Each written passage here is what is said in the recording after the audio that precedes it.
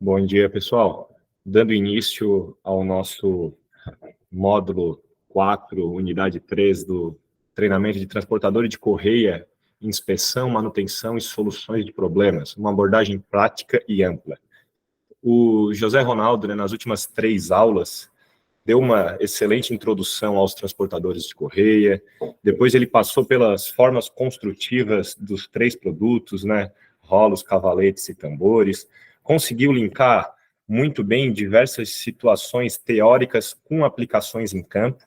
Então, hoje a gente vai passar pelo processo de fabricação desses 3 produtos, vai explicar um pouco como ocorre a fabricação e sempre vai tentar linkar e dar boas práticas aos usuários do que fazer, do que solicitar, quais processos de fabricação são importantes para a gente manter a qualidade do produto e chegar no final e entregar realmente um produto que vá performar bem em campo e na aplicação.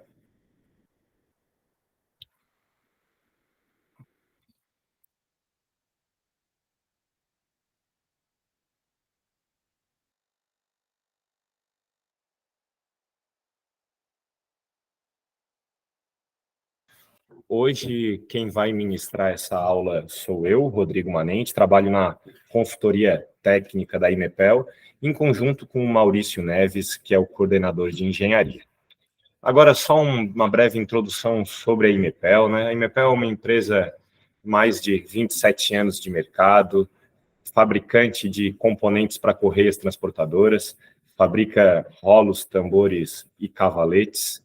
A gente possui aí um parque fabril de mais de 12 mil metros quadrados. É uma empresa de origem familiar que hoje possui mais de 250 funcionários.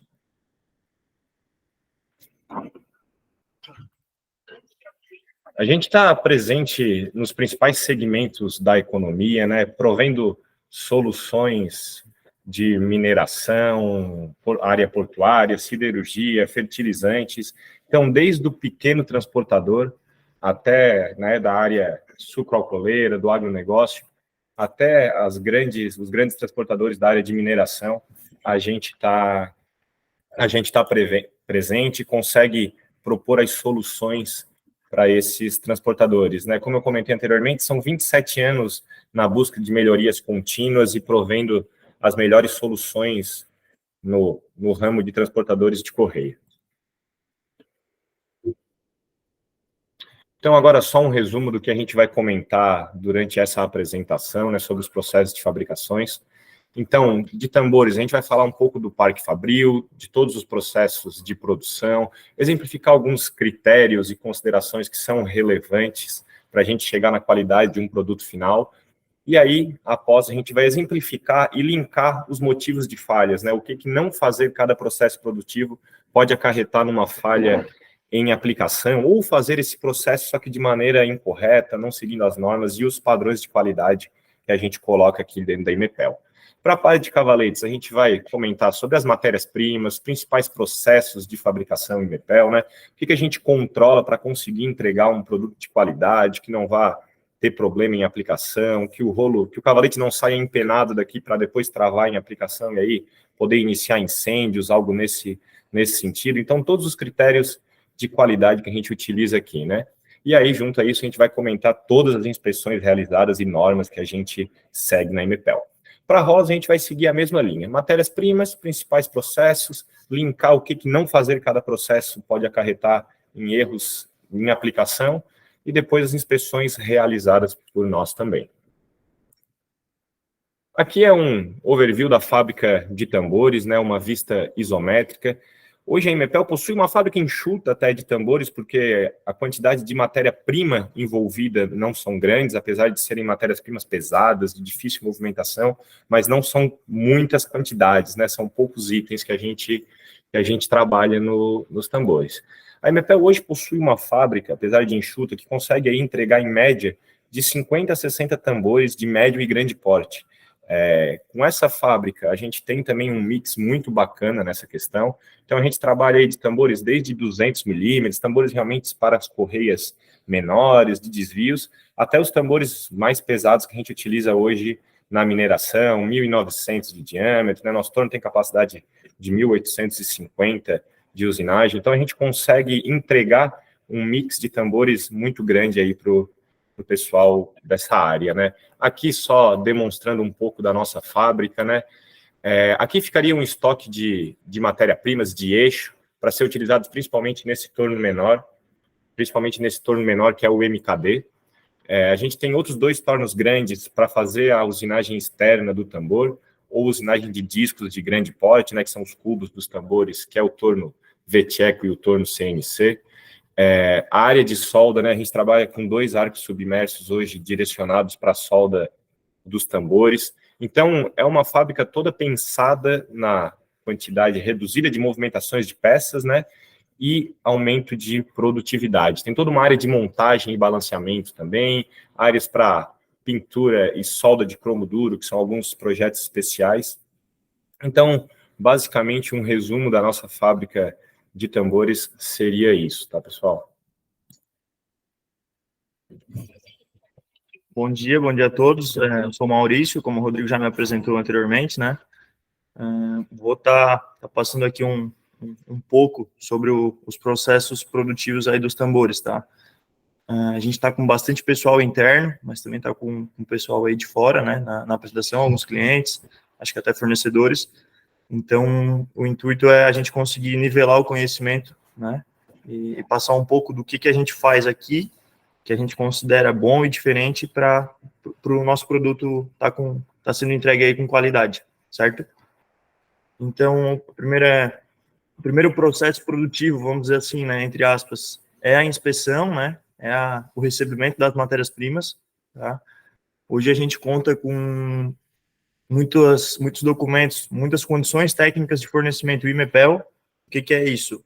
É um documento próprio IMEPEL que linka algumas normas, que cria alguns critérios específicos, alguns critérios até criados pela IMEPEL, para garantir que a matéria-prima vai estar sendo recebida com qualidade. Então, hoje, o nosso setor de recebimento, né, ele inspeciona cada matéria-prima com a sua CTF. A gente também tem planos de inspeção.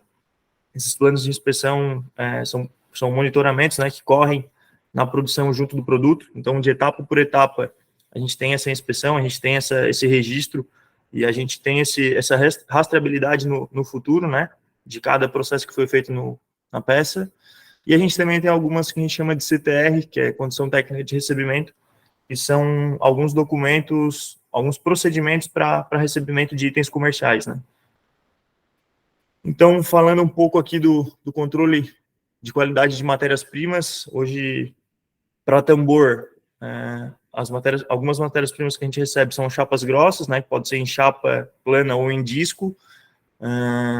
Hoje a gente utiliza internamente uma CTF, né, como eu falei, que é a 3.033.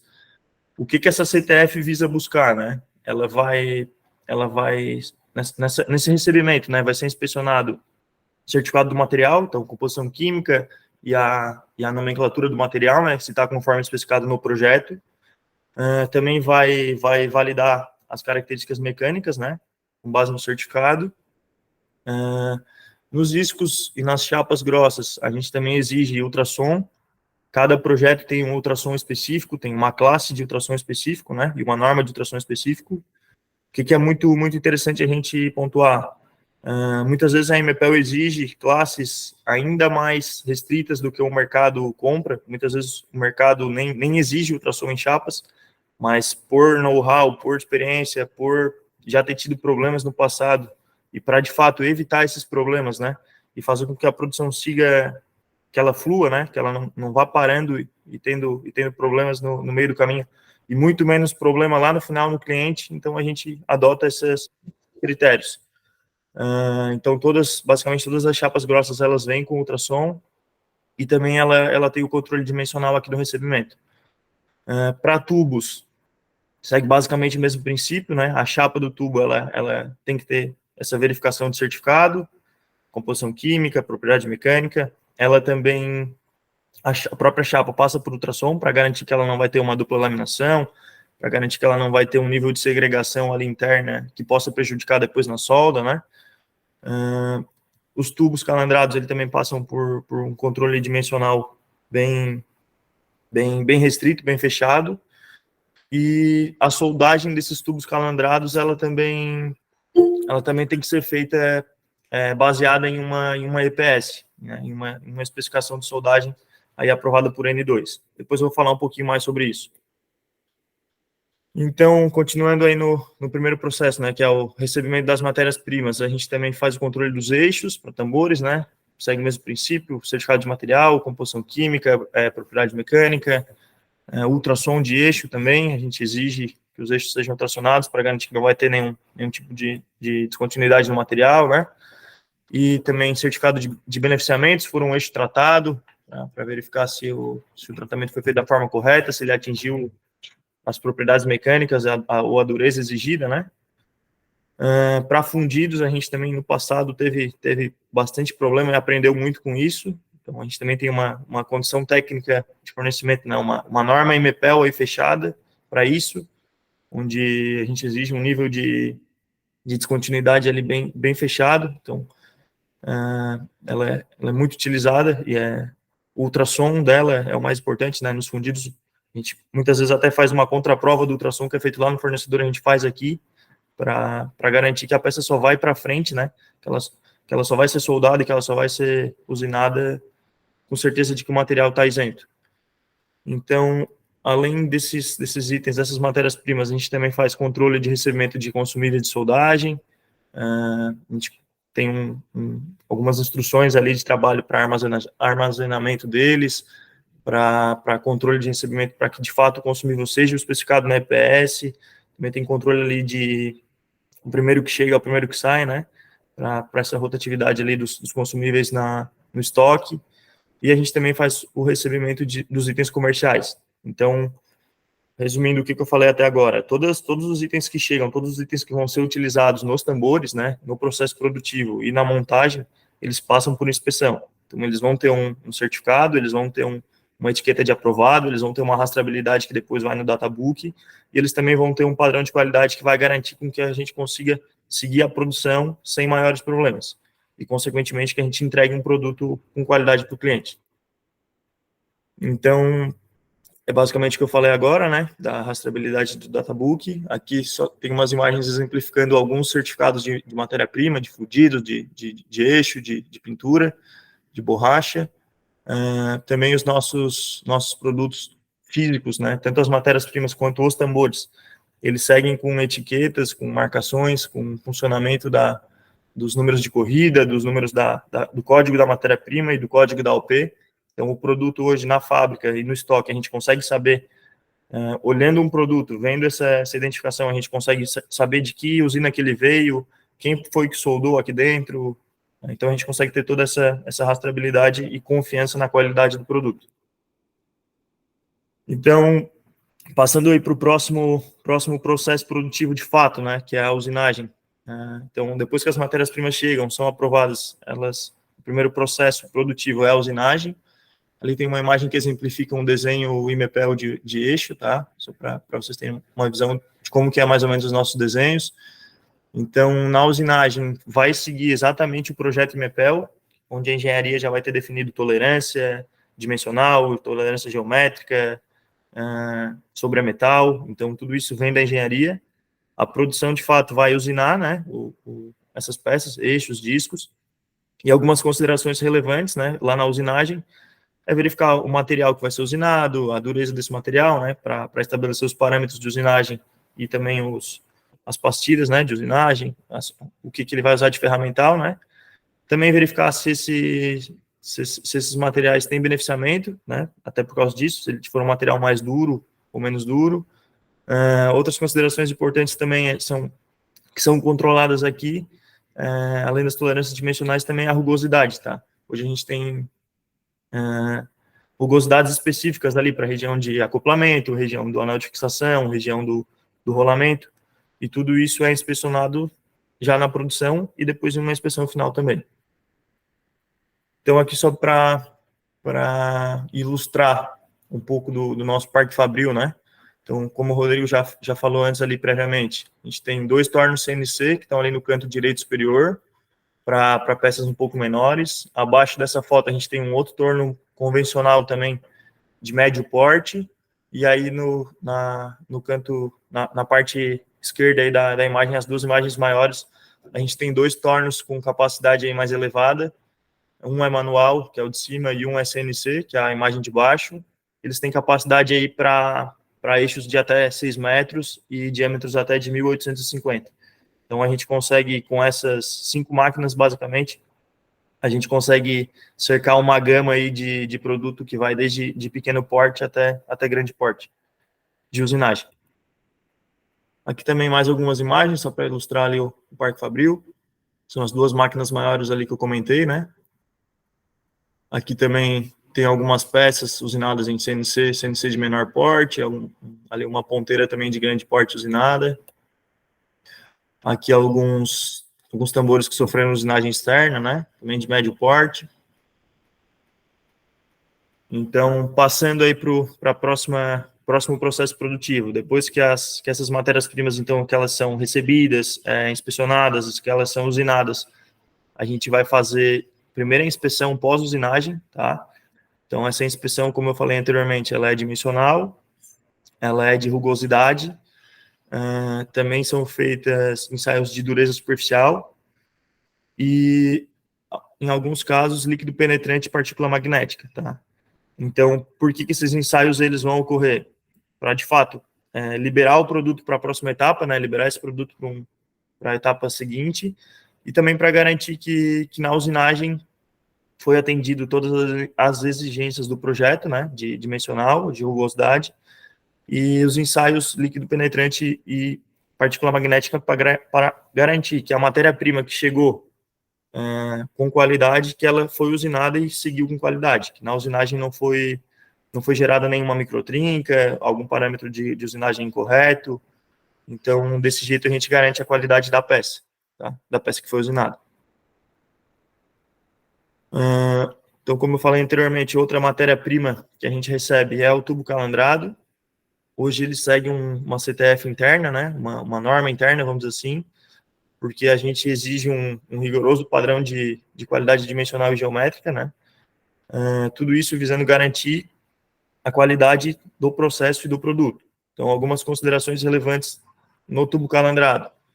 A gente exige em CTF, né, que os tubos calandrados eles sejam calandrados no sentido de laminação da chapa.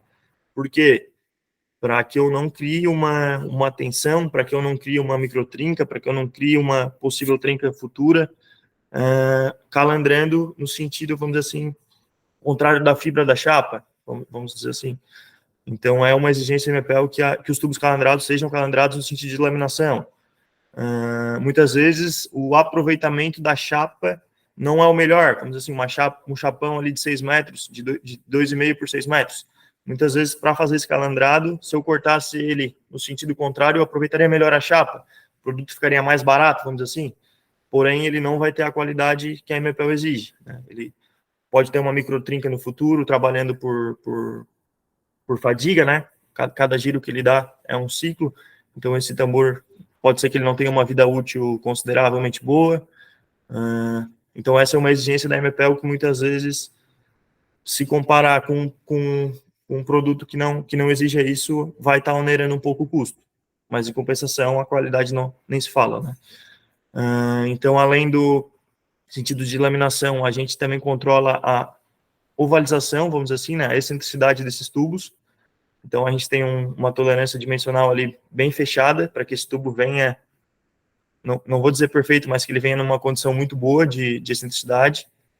A gente também inspeciona a solda, né? Se foi soldada com a EPS correta, se foi soldada com soldador qualificado, consumível adequado, né? A gente também realiza ultrassom nessas soldas de fechamento do calandrado, né? A gente também exige, em alguns casos, a remoção do cordão interno e do cordão externo, tá? Isso para não ter um ponto ali de acúmulo de tensão, deixar o produto ainda com mais qualidade, né? Deixar ele ainda mais uniforme. E a gente também, nessa CTF, a gente também exige ali a preparação do bisel, tá? Esse bisel de fechamento da solda, de fechamento do calandrado, esse chanfro, a gente exige que ele seja feito conforme a AWS, né?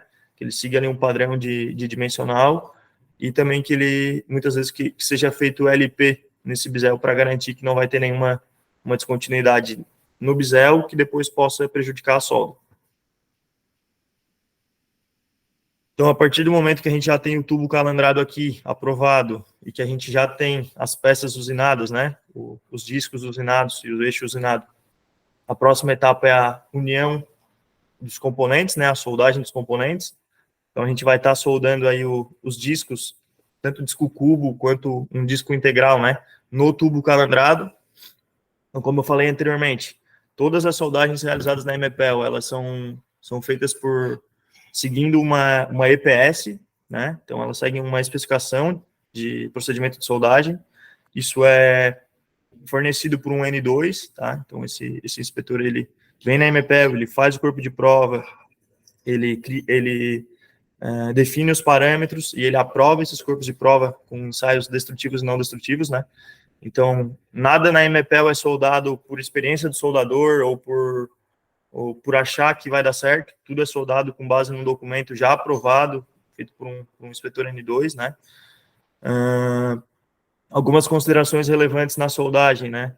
São os materiais a serem soldados, né? Se eu tiver material dissimilar, vai ser um pouco mais complicado de soldar, né? Se eu for soldar um A36 com um 1045, por exemplo, ou com 4140, um material ligado, então, isso vai ser mais complexo. Então, eu vou ter que ter um cuidado maior lá na EPS, mas isso vai estar definido nesse documento. Espessuras a serem soldadas também é uma consideração relevante. O tipo do bisel, para eu selecionar em qual máquina que eu vou soldar, né? O backing, né? Para a contenção ali da raiz, se vai ser um backing cerâmico, se vai ser um backing removível, se vai ser sem backing, se vai ser uma solda que não é de penetração total, então, se vai ter pré ou pós-aquecimento, então, tudo isso são considerações relevantes na soldagem. Para ilustrar aqui um pouco dos tipos mais comuns de junta, né? Então, teria a junta ali do disco, na primeira imagem, né? Do disco no tubo e do disco no cubo, tá? Então, ali a gente vai ter duas soldagens de ângulo. Na segunda imagem, a gente tem duas soldagens também, lá em cima entre o disco e o tubo, uma soldagem de ângulo, depois uma soldagem em X entre o disco e o cubo, né? Ali na terceira imagem é um outro perfil de tambor, onde o disco é integral, e a gente faz uma solda de ângulo por dentro do tubo. Na quarta imagem, um outro perfil de disco, né, integral ali, em forma de um T, e tem uma soldagem de topo, uma única soldagem, e ali a última imagem ali menor também, algumas peças muito pequenas que aparecem com uma bucha maciça, vamos dizer assim, e é feita somente uma solda de topo. Então, essas são basicamente os padrões de soldagem que aparecem aqui nos nossos projetos e nos projetos que vêm dos clientes que chegam na nossa produção. Essas juntas, tá? Como eu falei anteriormente, elas vão seguir chanfro, ângulo do chanfro, nariz do bisel, raiz, elas vão seguir tudo conforme a AWS. Então, lá no projeto, lá na engenharia, no desenho, né, na execução do desenho do produto que vai para a fábrica, tudo isso é definido, baseado em norma, e também baseado na documentação de soldagem. Então, para exemplificar aqui, uma EPS, né, uma especificação de procedimento de soldagem, isso está lá disponível na produção. Então, a cada solda, a cada projeto que chega lá na produção, vai estar lá escrito qual EPS que ele tem que seguir, baseado nos materiais que vão serem soldados. Além dos materiais, né, algumas variáveis fundamentais da EPS é o tipo do bisel, né, é o tipo do chanfro, em qual processo que ele vai soldar. Então, se ele for soldar isso com uma raiz na TIG e com um enchimento no arco submerso, ele vai usar um procedimento. Se ele for usar no arame tubular FCAW, é outro procedimento. Então tudo isso é documentado. Cada material, cada processo, cada consumível que for usado está definido em uma especificação de procedimento, tá? E nessa especificação, então, além do material, do consumível, também vai estar ali os parâmetros de soldagem, também vai estar ali se vai precisar de um pré-aquecimento, se vai precisar de um pós-aquecimento, vai estar definido ali também se tem alívio de tensão ou não, e nos nossos tambores, acho que 99% tem, tá? Então, como eu falei anteriormente, toda a soldagem é feita baseada num inspetor N2, que definiu um procedimento, baseado num corpo de prova. Aqui está, ali na imagem, naquela imagem menor, é um corpo de prova já usinado em formato de gravata, tá? Então como que é o procedimento? Vem o material, é feita a soldagem como que é feito o procedimento para criar a EPS, tá? Vem aos corpos de prova, é feita essa soldagem, o inspetor N2 acompanha aqui presencialmente essa soldagem, ele faz os ensaios não destrutivos, ultrassom, ensaio de dureza, faz o alívio de tensão nessa peça, manda usinar nesse formato de gravata, a solda, ela tá bem no meio dessa gravatinha, bem ali naquela parte com a largura um pouco inferior, e depois isso vai para um laboratório para fazer ensaio destrutivo. Esse corpo de prova ele é estourado, e se ele atingir ali uma tensão de escoamento de ruptura estabelecida na norma, ele é aprovado ou não, tá? Então, é assim que a gente qualifica o nosso procedimento de soldagem. Então, aqui também é para ilustrar um pouco dos equipamentos que a gente tem de soldagem. A gente tem 2 arcos submersos, a gente também tem soldas tubulares, e também tem soldadores qualificados em TIG para soldagem de raiz. Aqui também é para exemplificar ali os soldadores na operação. Então, o arco submerso ele é uma solda semi-automatizada, vamos dizer assim, né? O tambor, o arco é submerso, o arco é posicionado e o próprio tambor roda para fazer essa soldagem aí radial, né? Ali embaixo dá para ver ali aquelas roldanas ali, elas rodam numa velocidade controlada para garantir essa soldagem, né? A qualidade da solda. Então, seguindo para o próximo processo, depois que a matéria-prima já é recebida, inspecionada, usinada, soldada no calandrado, né?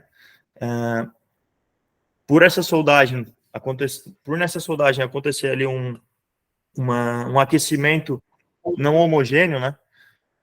Por nessa soldagem acontecer um aquecimento brusco no material, ele acaba gerando tensões residuais, né? No aço, na microestrutura do aço. Então, essas tensões residuais da soldagem, elas são corrigidas com o alívio de tensão. O alívio de tensão, ele é um tratamento térmico, porém ele é um tratamento térmico bem menos crítico que um recozimento, uma normalização, como a gente pode ver ali no gráfico, né? Então, a temperatura dele de patamar é bem mais baixa, tá? Hoje, acredito que 100% dos nossos, ou 99% dos nossos tambores, eles passam por alívio de tensão. Esse alívio de tensão, ele é baseado na norma WSD 1.1 também, tá? Ele vai seguir um padrão de rampa de aquecimento, um padrão de tempo e temperatura de patamar, né? Quanto tempo que essa peça vai ficar dentro do forno e a qual temperatura que ela vai ficar dentro do forno. Ela também vai ter um padrão de rampa de aquecimento, de resfriamento. Então, para um tambor de 1 polegada, por exemplo, de espessura de soldagem, ele vai subir 204 graus por polegada, então ele vai demorar ali 3 horas, basicamente, para chegar a 600 graus, depois ele vai ficar 1 hora a 600 a 650 graus, né, em patamar, e depois ele vai resfriar com uma taxa máxima de 260 graus por hora. Então, ele vai demorar ali, basicamente, no mínimo 2 horas e meia para resfriar, tá? Então, como que a gente faz esse controle? A gente faz esse controle com um termopar na peça, então os tambores vão para o forno e ficam com o termopar nele, né, para garantir que a peça realmente está àquela temperatura. Todo esse tratamento ele é plotado um gráfico, a gente recebe esse gráfico, a gente aprova esse gráfico, e depois ele vai no databook também, tá? Então, após esse alívio de tensão, a peça ela passa por uma nova inspeção, que aí seria uma inspeção de soldagem, né, um ensaio não destrutivo. Esse ensaio não destrutivo, ele é tanto ultrassom quanto ensaio de dureza, tá? O ensaio de dureza, ele visa basicamente confirmar que a soldagem foi feita utilizando os procedimentos corretos, né, que a gente não fragilizou o material, que a gente não aqueceu demais, ou que a gente não usou um consumível inadequado, E também ele visa garantir que o alívio de tensão, perdão, que ele foi feito da maneira correta, que ele de fato aliviou essa ZAC, que ele aliviou essa zona termicamente afetada. Tá? Então, que a dureza não tá excessiva, não está gerando uma fragilidade na peça, que num futuro, trabalhando ciclicamente, possa criar uma trinca. Tá? Então, além desse ensaio de dureza, a gente também faz um ensaio de ultrassom. Esse ensaio de ultrassom, na maioria das vezes, a gente já faz um ensaio prévio antes do alívio de tensões, e aí a gente faz um double check após o alívio de tensões, tá? Esse ensaio de ultrassom, ele é na soldagem, então a gente visa garantir que a solda foi de penetração total, que a solda não tem descontinuidade, que a peça está praticamente ali homogênea, né? Que essa união entre o disco e cubo, ou disco e tubo, ou esse disco integral com o tubo, que essa solda ela tá isenta de descontinuidades e que ela não vai estar trazendo nenhum tipo de complicação futura ali para o produto. Então, só depois dele aprovado, ele vai para o próximo processo, né?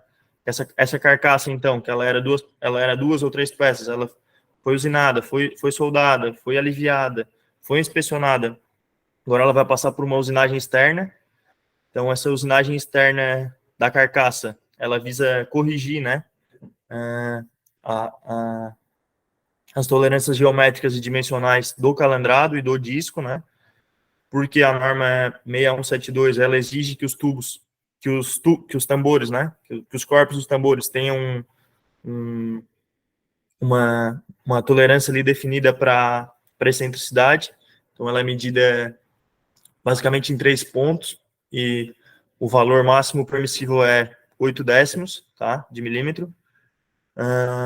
Aqui acho que tem um vídeo aqui que exemplifica o tambor sendo usinado. Então, o que a gente pode ver nesse vídeo? É um tambor que deve ter ali em torno de 1.250 de diâmetro. Ele está dando o primeiro passe no tambor, né? A gente viu ali que tem uma parte mais escura, que ainda não foi limpa.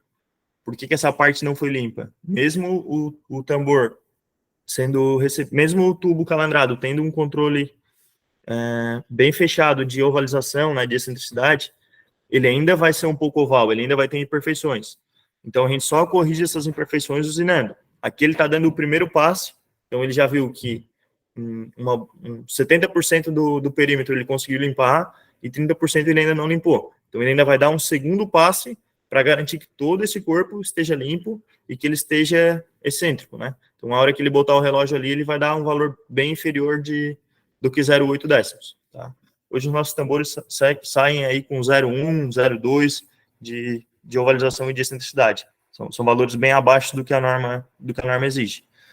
Mas, em contrapartida também, né, muitas vezes vem num projeto de cliente especificado, eu quero um tubo que tenha espessura mínima de 25 milímetros. A gente não tem como fabricar esse tambor que tenha uma espessura de 25 milímetros com uma chapa de 1 polegada. Porque a gente vai precisar desse sobremetal para corrigir o erro da calandra, né, o erro da ovalização, para corrigir também algum erro proveniente da soldagem. A soldagem pode deformar alguma coisa do tubo também, né? Então, muitas vezes, vem projetos de clientes com uma espessura mínima definida no desenho e a mesma espessura definida na lista de material. Então, isso não é possível. Se a gente estivesse orçando conforme a lista de material, muito provavelmente a gente estaria matando a espessura mínima, ou então não atendendo os critérios de excentricidade da norma. Né? Não usinando o tambor, provavelmente.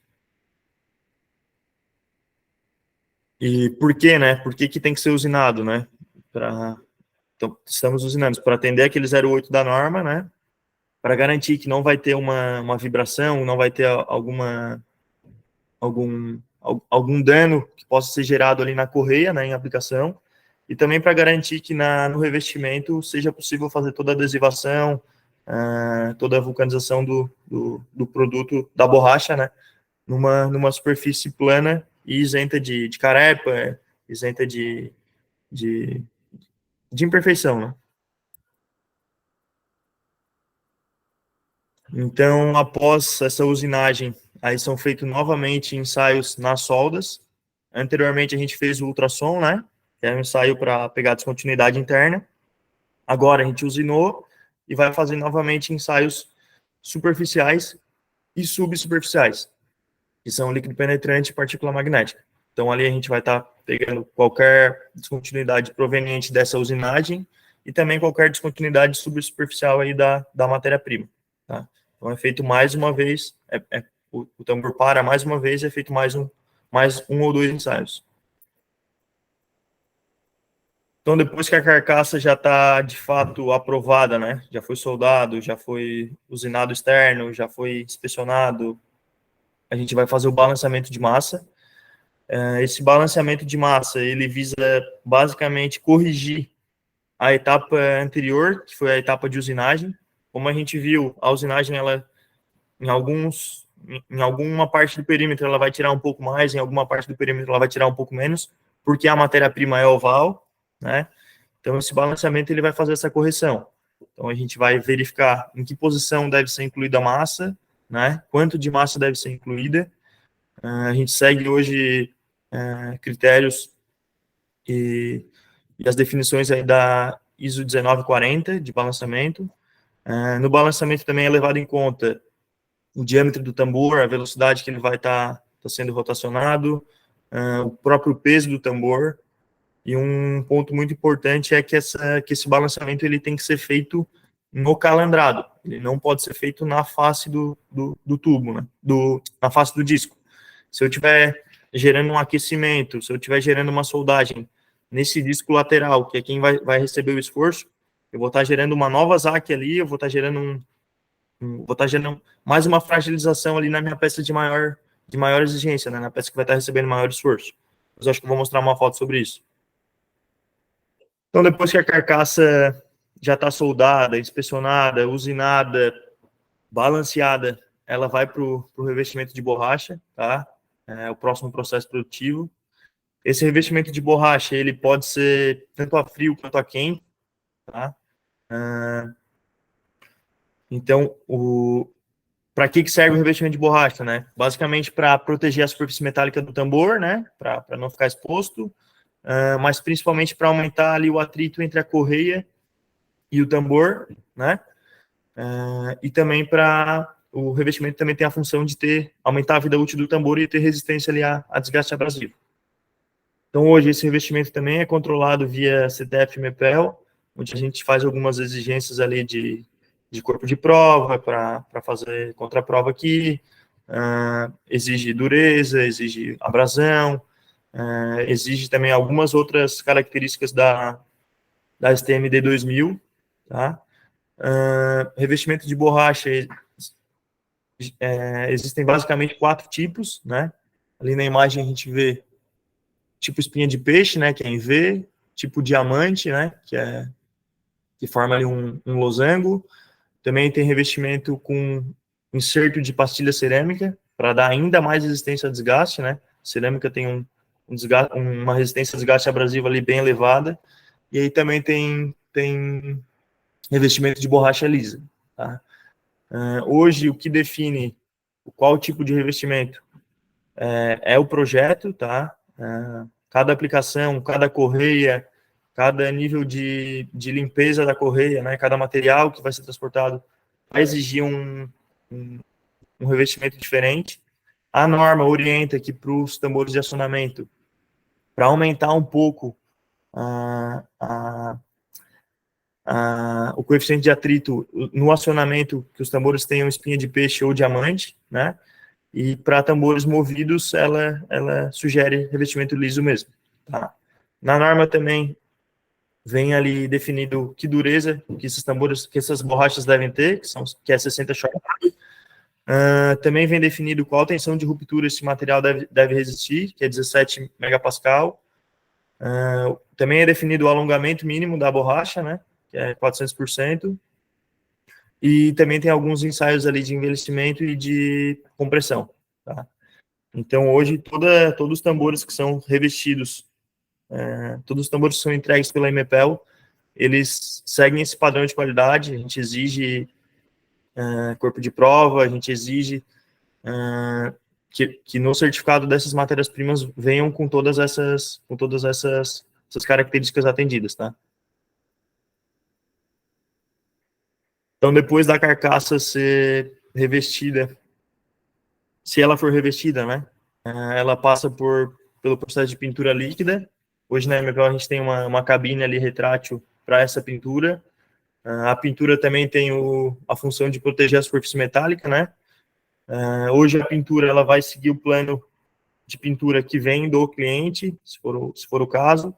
Caso ele não venha, a MPL pode propor também, né? A gente tem know-how para isso.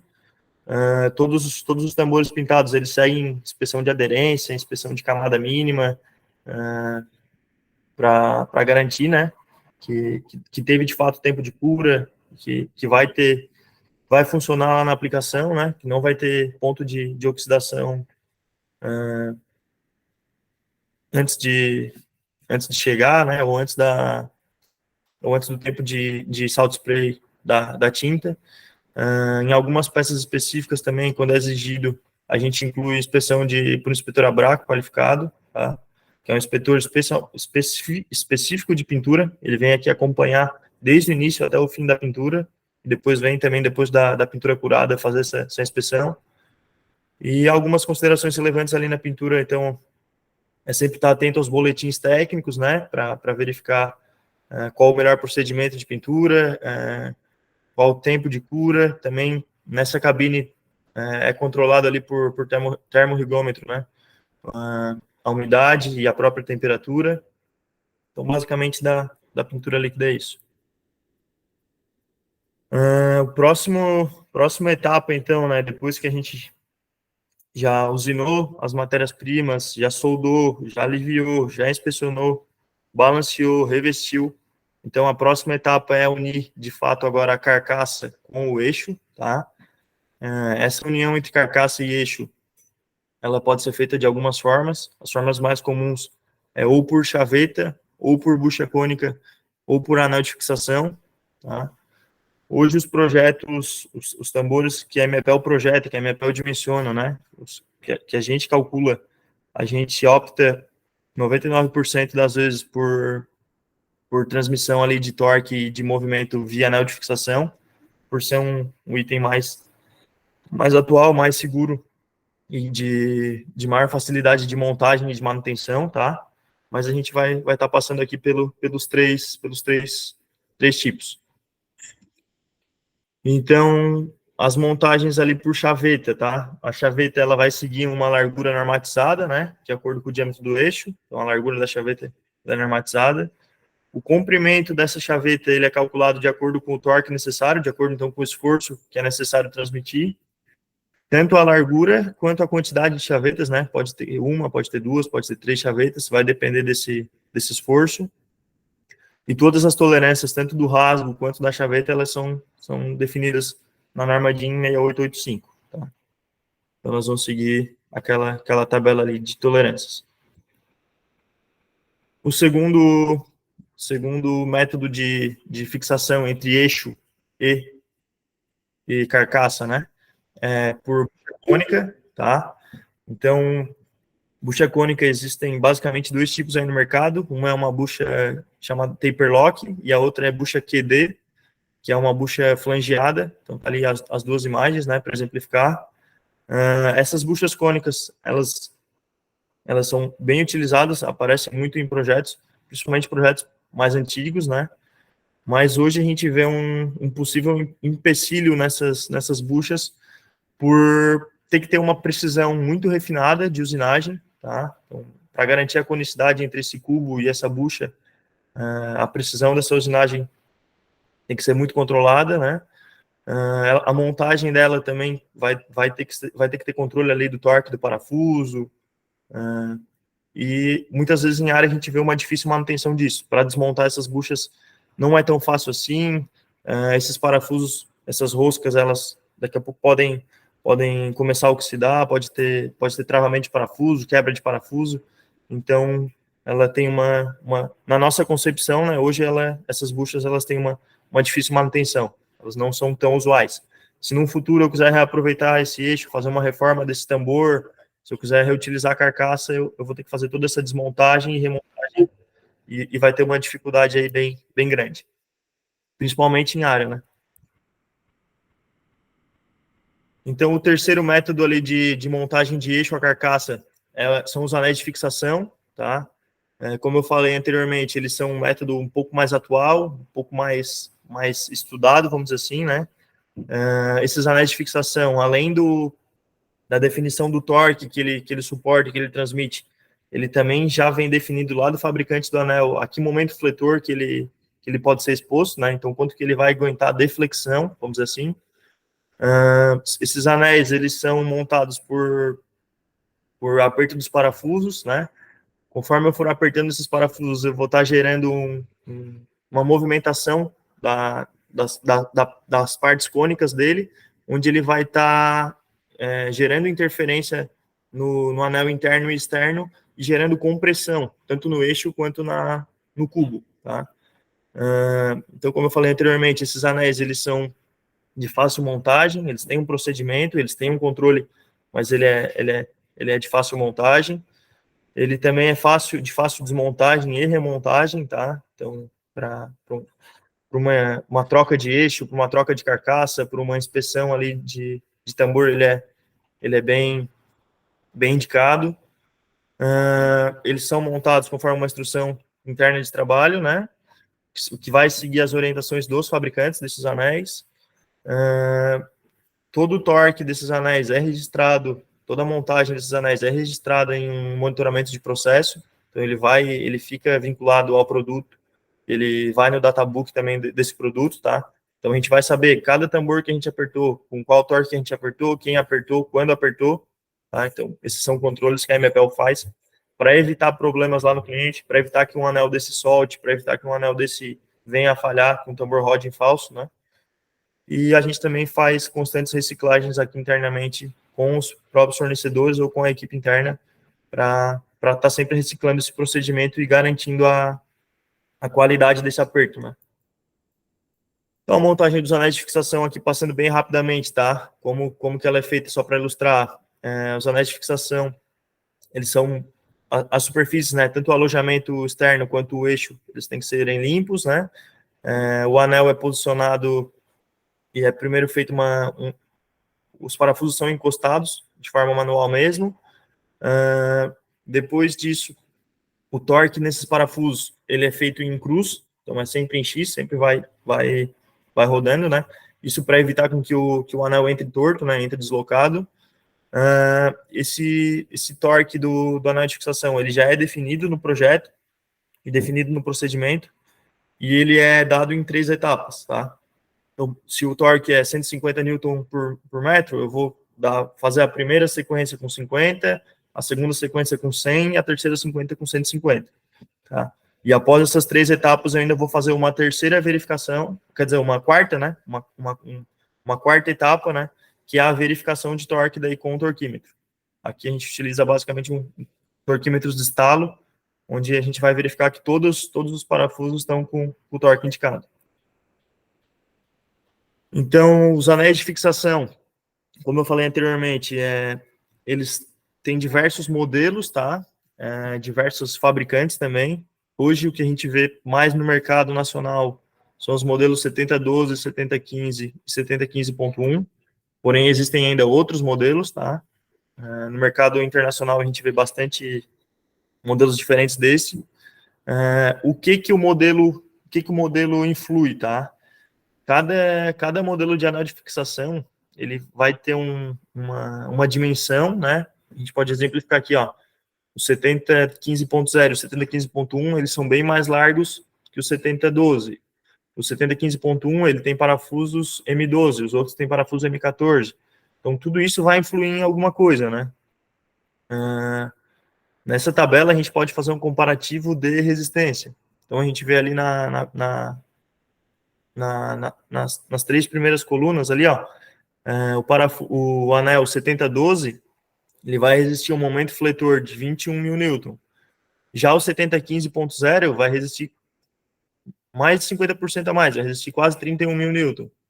Já o 7015.1 vai resistir praticamente o dobro, 42 mil Newton. Então, a gente vê que, mesmo o diâmetro do anel sendo o mesmo, o anel 7015.1 aguenta o dobro do 7012, certo? Com relação ao momento flutor. Mas em relação a torque, ele aguenta menos que um décimo do 7012. Um aguenta 47 mil, o outro 68 mil e o outro 4 mil.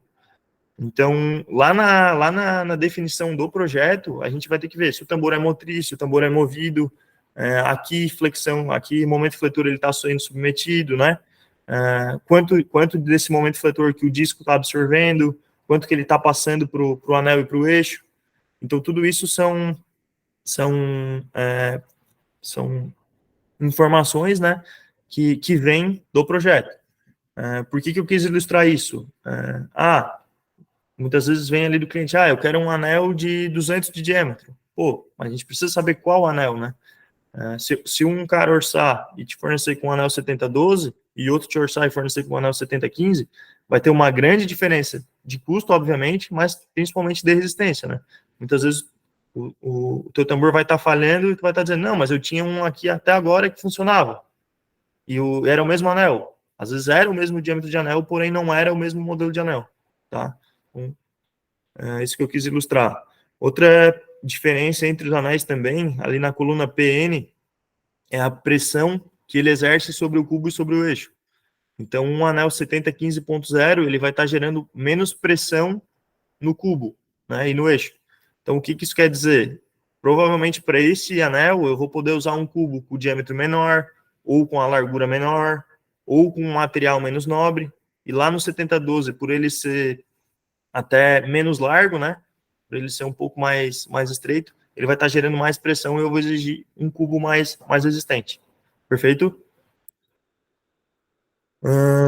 Então, depois, né, dessa montagem entre eixo e carcaça, a gente vai montar os mancais, né, que são compostos da bucha de fixação, do rolamento cônico, na maioria das vezes, né, e das caixas para rolamento, né, dos mancais.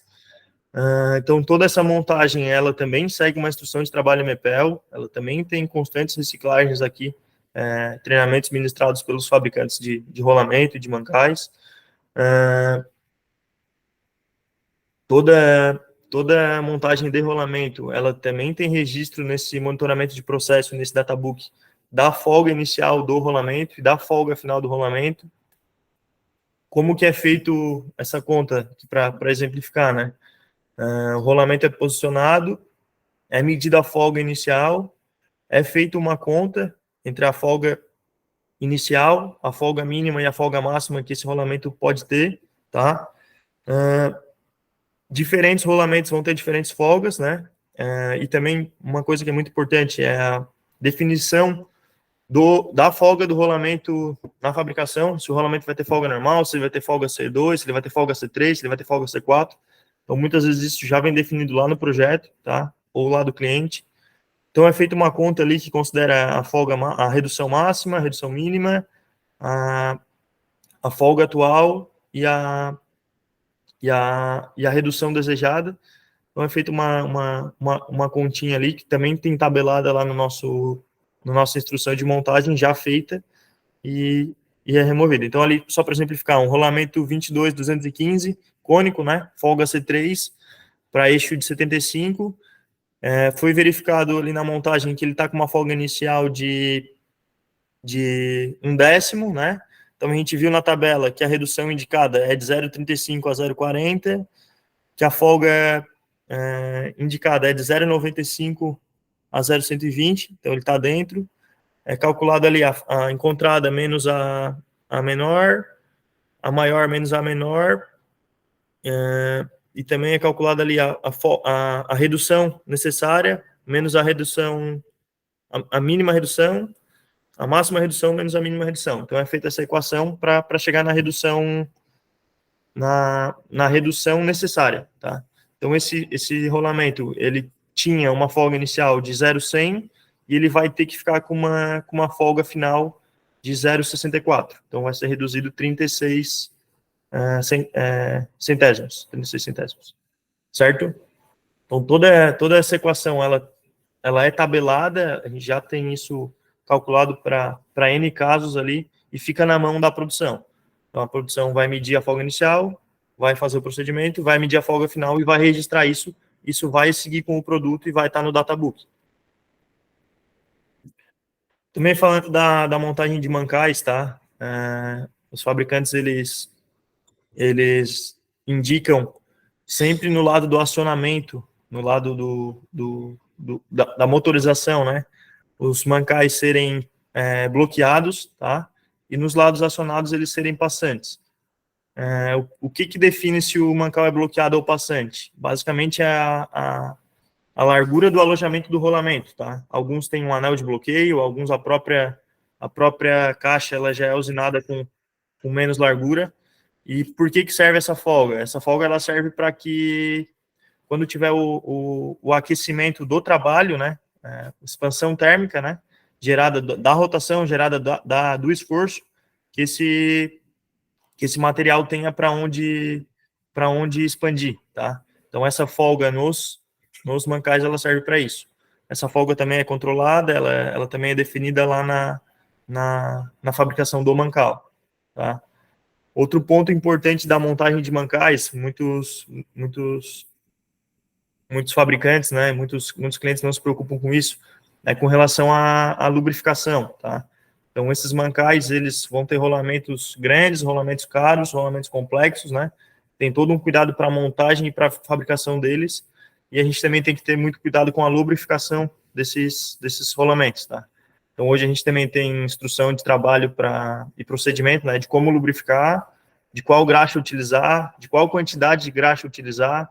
Essa quantidade de graxa não depende muito da rotação, mas em tambores, pela rotação ser bem baixa, essa quantidade de graxa ela é praticamente definida ali em 80%, tá?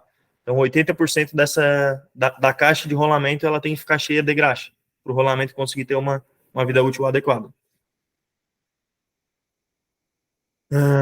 Então, além da montagem de mancais, a gente também faz a montagem de alguns componentes do acionamento, se o tambor for motriz, né? Então, a gente também tem know-how e capacidade aqui para montar contra-recuo, disco de freio, acoplamento. Isso também é comum aqui para nós, né? Também faz parte do processo produtivo. Todos os tambores IMEPEL, eles saem com placa de rastreabilidade, né? Nessa placa vai sair o código do tambor, a data de fabricação, o desenho IMEPEL, o desenho de referência, a própria marca IMEPEL. Então, isso lá no estoque do cliente ou na aplicação, a gente consegue verificar se o tambor é IMEPEL, quando que ele foi produzido, consegue acessar o databook, consegue saber que matéria-prima que usou, quem que torneou, quem que usinou, né? Quem que soldou, quando soldou. Então, tudo isso garante a rastreabilidade da peça. Então, só para finalizar aqui, né, de forma bem resumida, o que a gente passou, né? Então, a gente vê que desde lá da geração de OP, né, e da compra, né, e da chegada das matérias-primas, a gente passa por muitas inspeções, né? A gente também pode ver que os itens comerciais, a notificação, mancais, tudo isso eles são usados basicamente só lá na montagem final, né? E que a carcaça, né? Os discos, o tubo, eles têm mais processos, né? Revestimento, pintura. Então, eles têm que começar a produção mais cedo, tá? Então, acho que de tambores, o que eu tinha para trazer era basicamente isso, do processo, tá? Tentei também não aprofundar muito, porque o intuito de fato, equalizar aqui o conhecimento básico, né? Do que de cada etapa, de algumas diferenças que a gente faz para garantir que o produto tenha performance e qualidade, né? A gente vai ilustrar aqui também de forma rapidamente alguns problemas que a gente vê em área, e até problemas, acredito que tenha problemas até internos, de não segmento daqueles processos ou daqueles critérios, né? O que ele pode causar. Então, aqui a gente vê uma falha catastrófica ali de um eixo, né? Esse eixo está fraturado. O que pode ter causado, né? Hipóteses a gente vai tá jogando aqui, tá? Esse eixo pode não ter sido definido da forma correta, né? Ele pode ter tido um subdimensionamento, né? Mas ele também pode ter sido dado sem um ultrassom desse eixo, ele pode ter sido recebido sem um certificado de matéria-prima, então ele pode ter sido especificado 1045 e está sendo utilizado 1020. Ele pode ter tido uma microtrinca gerada ali na usinagem, não ter sido feito um ensaio pós-usinagem nesse eixo, e ele ficou com essa microtrinca, e lá em operação essa trinca foi propagando até quebrar. Então, tudo isso são hipóteses que a gente, com o que eu falei ali de procedimento, de processo e de inspeção, a gente visa cercar, tá? Esse é um exemplo. Aqui a gente tem mais 2 exemplos. A gente vê ali que os eixos estão bem marcados, né? Principalmente ali na região do mancal. Isso, novamente, pode ter sido um material que deveria ter sido beneficiado, né? Deveria ter tido uma dureza elevada e foi recebido com uma dureza mais baixa. Pode também ter sido um problema de usinagem, que não garantiu ali a tolerância e a dimensão correta e veio a marcar o eixo. Aqui também tem outro caso. Nesse caso aqui, essa peça aqui, a gente recebeu aqui, a bucha de fixação, ela fundiu com o eixo, né? Ela rodou em falso, aqueceu e fundiu. Então também foi uma falha bem crítica. Estourou o mancal, estourou o rolamento, estourou a bucha, tá? O que pode ter gerado aí? O que pode ter gerado isso, né? Uma usinagem incorreta do eixo, um não controle dimensional desse eixo, né? Pode ser que ele estava morto, ou a própria bucha pode ter vindo folgada, não ter tido um controle no recebimento dessa bucha. Então, tudo isso são, como eu falei anteriormente, né? São hipóteses que a gente visa cercar com o nosso controle. Falando aqui um pouco também de problemas encontrados em cubos, tá?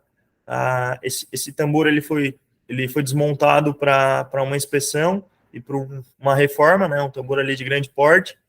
E quando eles foram fazer essa inspeção, antes de reformar, eles verificaram que o cubo dele estava oval, né? Que o diâmetro interno desse cubo onde aloja o anel de fixação, ele estava ovalizado, ele estava fora de tolerância dimensional, ele estava fora de tolerância geométrica. O que pode ter causado isso, né? Hipóteses. Pode ter sido, de fato, uma usinagem incorreta, né? Pode ter sido um aperto do anel de uma forma incorreta, esse anel pode ter gerado uma pressão excessiva a ponto de deformar. Então tudo isso são hipóteses, né? Pode ter sido também um material desse disco que não está correto, foi dimensionado ou recebido um material menos nobre, que deformou com aquela pressão que o anel gerou, né? O cubo tinha sido definido para um material, veio um material um pouco menos resistente, ele deformou mais. Então, tudo isso são hipóteses aí que podem gerar a problemas em aplicação, tá? Aqui também é outro caso, é outro tambor já, tá? A gente vê ali que o inspetor está fazendo um PM fluorescente ali no interno do cubo. O que aconteceu nesse tambor? Ele foi desmontado também para ser feito uma reforma, acho que de revestimento. Foi encontrado uma descontinuidade ali, né? Uma trinca no interno do cubo. Por que pode ter sido encontrada essa fissura, né? Essa descontinuidade? De novo, pode ter sido proveniente de uma microtrinca na usinagem, não foi feito um LP e um PM depois da usinagem, então não garantiu que a peça estava isenta antes de sair da produção, né? Pode ter sido um aperto também inadequado, pode ser uma matéria-prima, né? Esse disco pode ter sido comprado sem ultrassom, então não garantiu a qualidade desse disco, né? Então tudo isso são hipóteses aqui que podem causar problemas. Aqui a gente também vê, ó, esse aqui é um disco de chapa grossa, também com bastante descontinuidade, né? Dá para ver até uma linha ali de segregação no meio da peça, né? Então, se essa peça não sofresse um LP e um PM após a usinagem, se essa peça fosse para frente na produção, muito provavelmente em aplicação ela ia aparecer essa trinca, ela ia continuar com essa trinca e ela causaria uma falha no tambor, né? Por isso que a gente tem esses processos, essas inspeções intermediárias. Aqui outro problema, são problemas em solda, né? A solda, provavelmente ela não foi feita com o bisel, né? Com o chanfro que a norma define, ela não foi feita com uma EPS, essa solda não está dando para ver tão bem na imagem, mas ela é praticamente ela descolou inteira, ela não fundiu, né? Ela não teve fusão entre o cubo e o disco, a peça está solta ali, né? Aqui também outro problema em solda, foi uma trinca que se propagou e veio a romper todo o calandrado. O que hipóteses, né, que podem ter gerado isso? Uma soldagem sem parâmetro definido, né, uma soldagem sem processo, ou uma soldagem com consumível inadequado, uma soldagem sem pré e pós-aquecimento, uma soldagem sem o alívio de tensões, né, então ela já saiu da fábrica com tensão, uma pré-carga, vamos dizer assim, né, uma tensão, e lá na aplicação com o esforço cíclico, essa pré-carga veio a estourar. Então, são hipóteses de falha, né? Aqui, novamente, tem um outro tambor que não teve fusão também entre o disco e o cubo. Então, ele trincou de fora a fora, né? A peça tá solta ali, né? A solda não serviu para nada. Também, falta de bisel definido de forma incorreta, falta de EPS. Aqui a gente vê um outro problema também bem crítico, né, que foi um disco integral ali que era soldado por dentro do tubo, que também trincou de fora a fora. Isso provavelmente pode ter sido proveniente, né, de uma soldagem de penetração total que não teve um ultrassom, então ele não garantiu que ela teve a penetração total. Às vezes ela teve uma descontinuidade lá na raiz e essa descontinuidade veio propagando de dentro para fora até trincar a chapa toda. Pode ter sido também uma descontinuidade que já tinha na chapa, então essa chapa foi comprada sem uma CTF, né, sem uma norma de ultrassom, sem um critério. Então essa chapa pode ter vindo já com uma descontinuidade na chapa, e só em aplicação que isso vai aparecer, né, só lá recebendo o esforço cíclico que isso vai aparecer. A gente também, nessa imagem, visa ilustrar ali alguns problemas que podem aparecer aqui. Se eu soldar com parâmetro incorreto, né, se eu gerar muito calor na peça, a hora que eu for soldar esse disco interno no tubo, eu posso estar fechando a boca do tubo, né, perdendo tolerância dimensional, perdendo tolerância geométrica, desbalanceando, enfim, causando alguns problemas ali pro produto. Aqui, eu falei anteriormente, no balanceamento de massa, foi soldado o disco ou contrapeso, né, no disco. Isso não é indicado, isso a norma não permite, tá? Porque eu vou estar fragilizando, né? Vou estar gerando um aquecimento brusco ali, um aquecimento não homogêneo, né? No disco lateral, que é a peça que é submetida a esforço, que é a peça que vai receber toda essa força que vem da correia e vai passar para o eixo, né?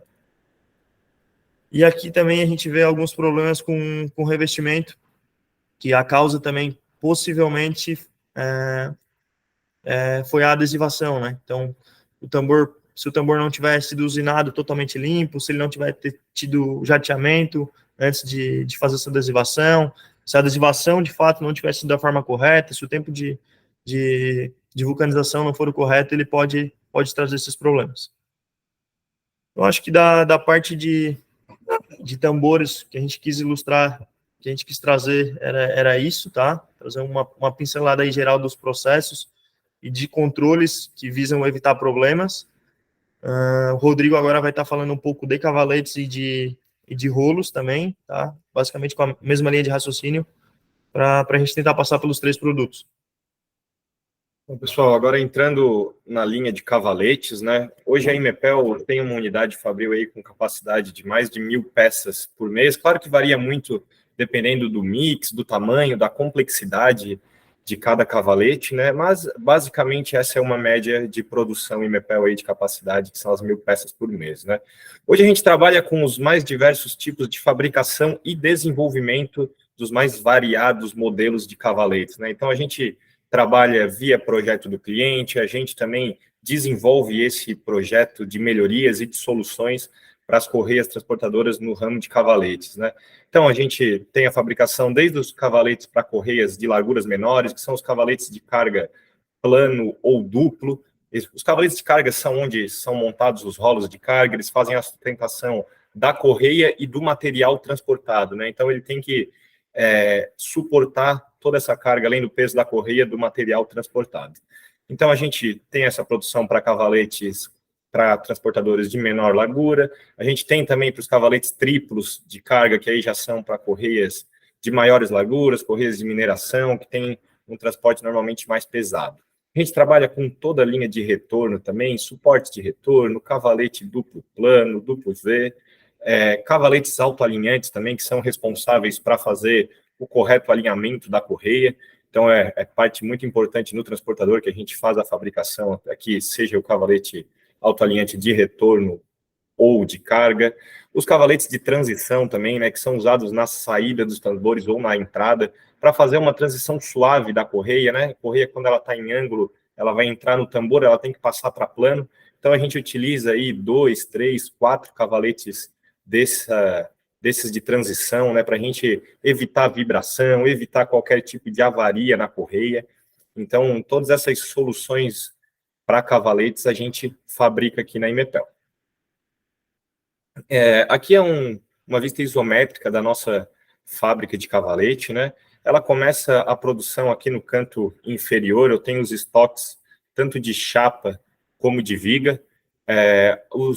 Aí depois eu sigo o processo para o processo de corte, né?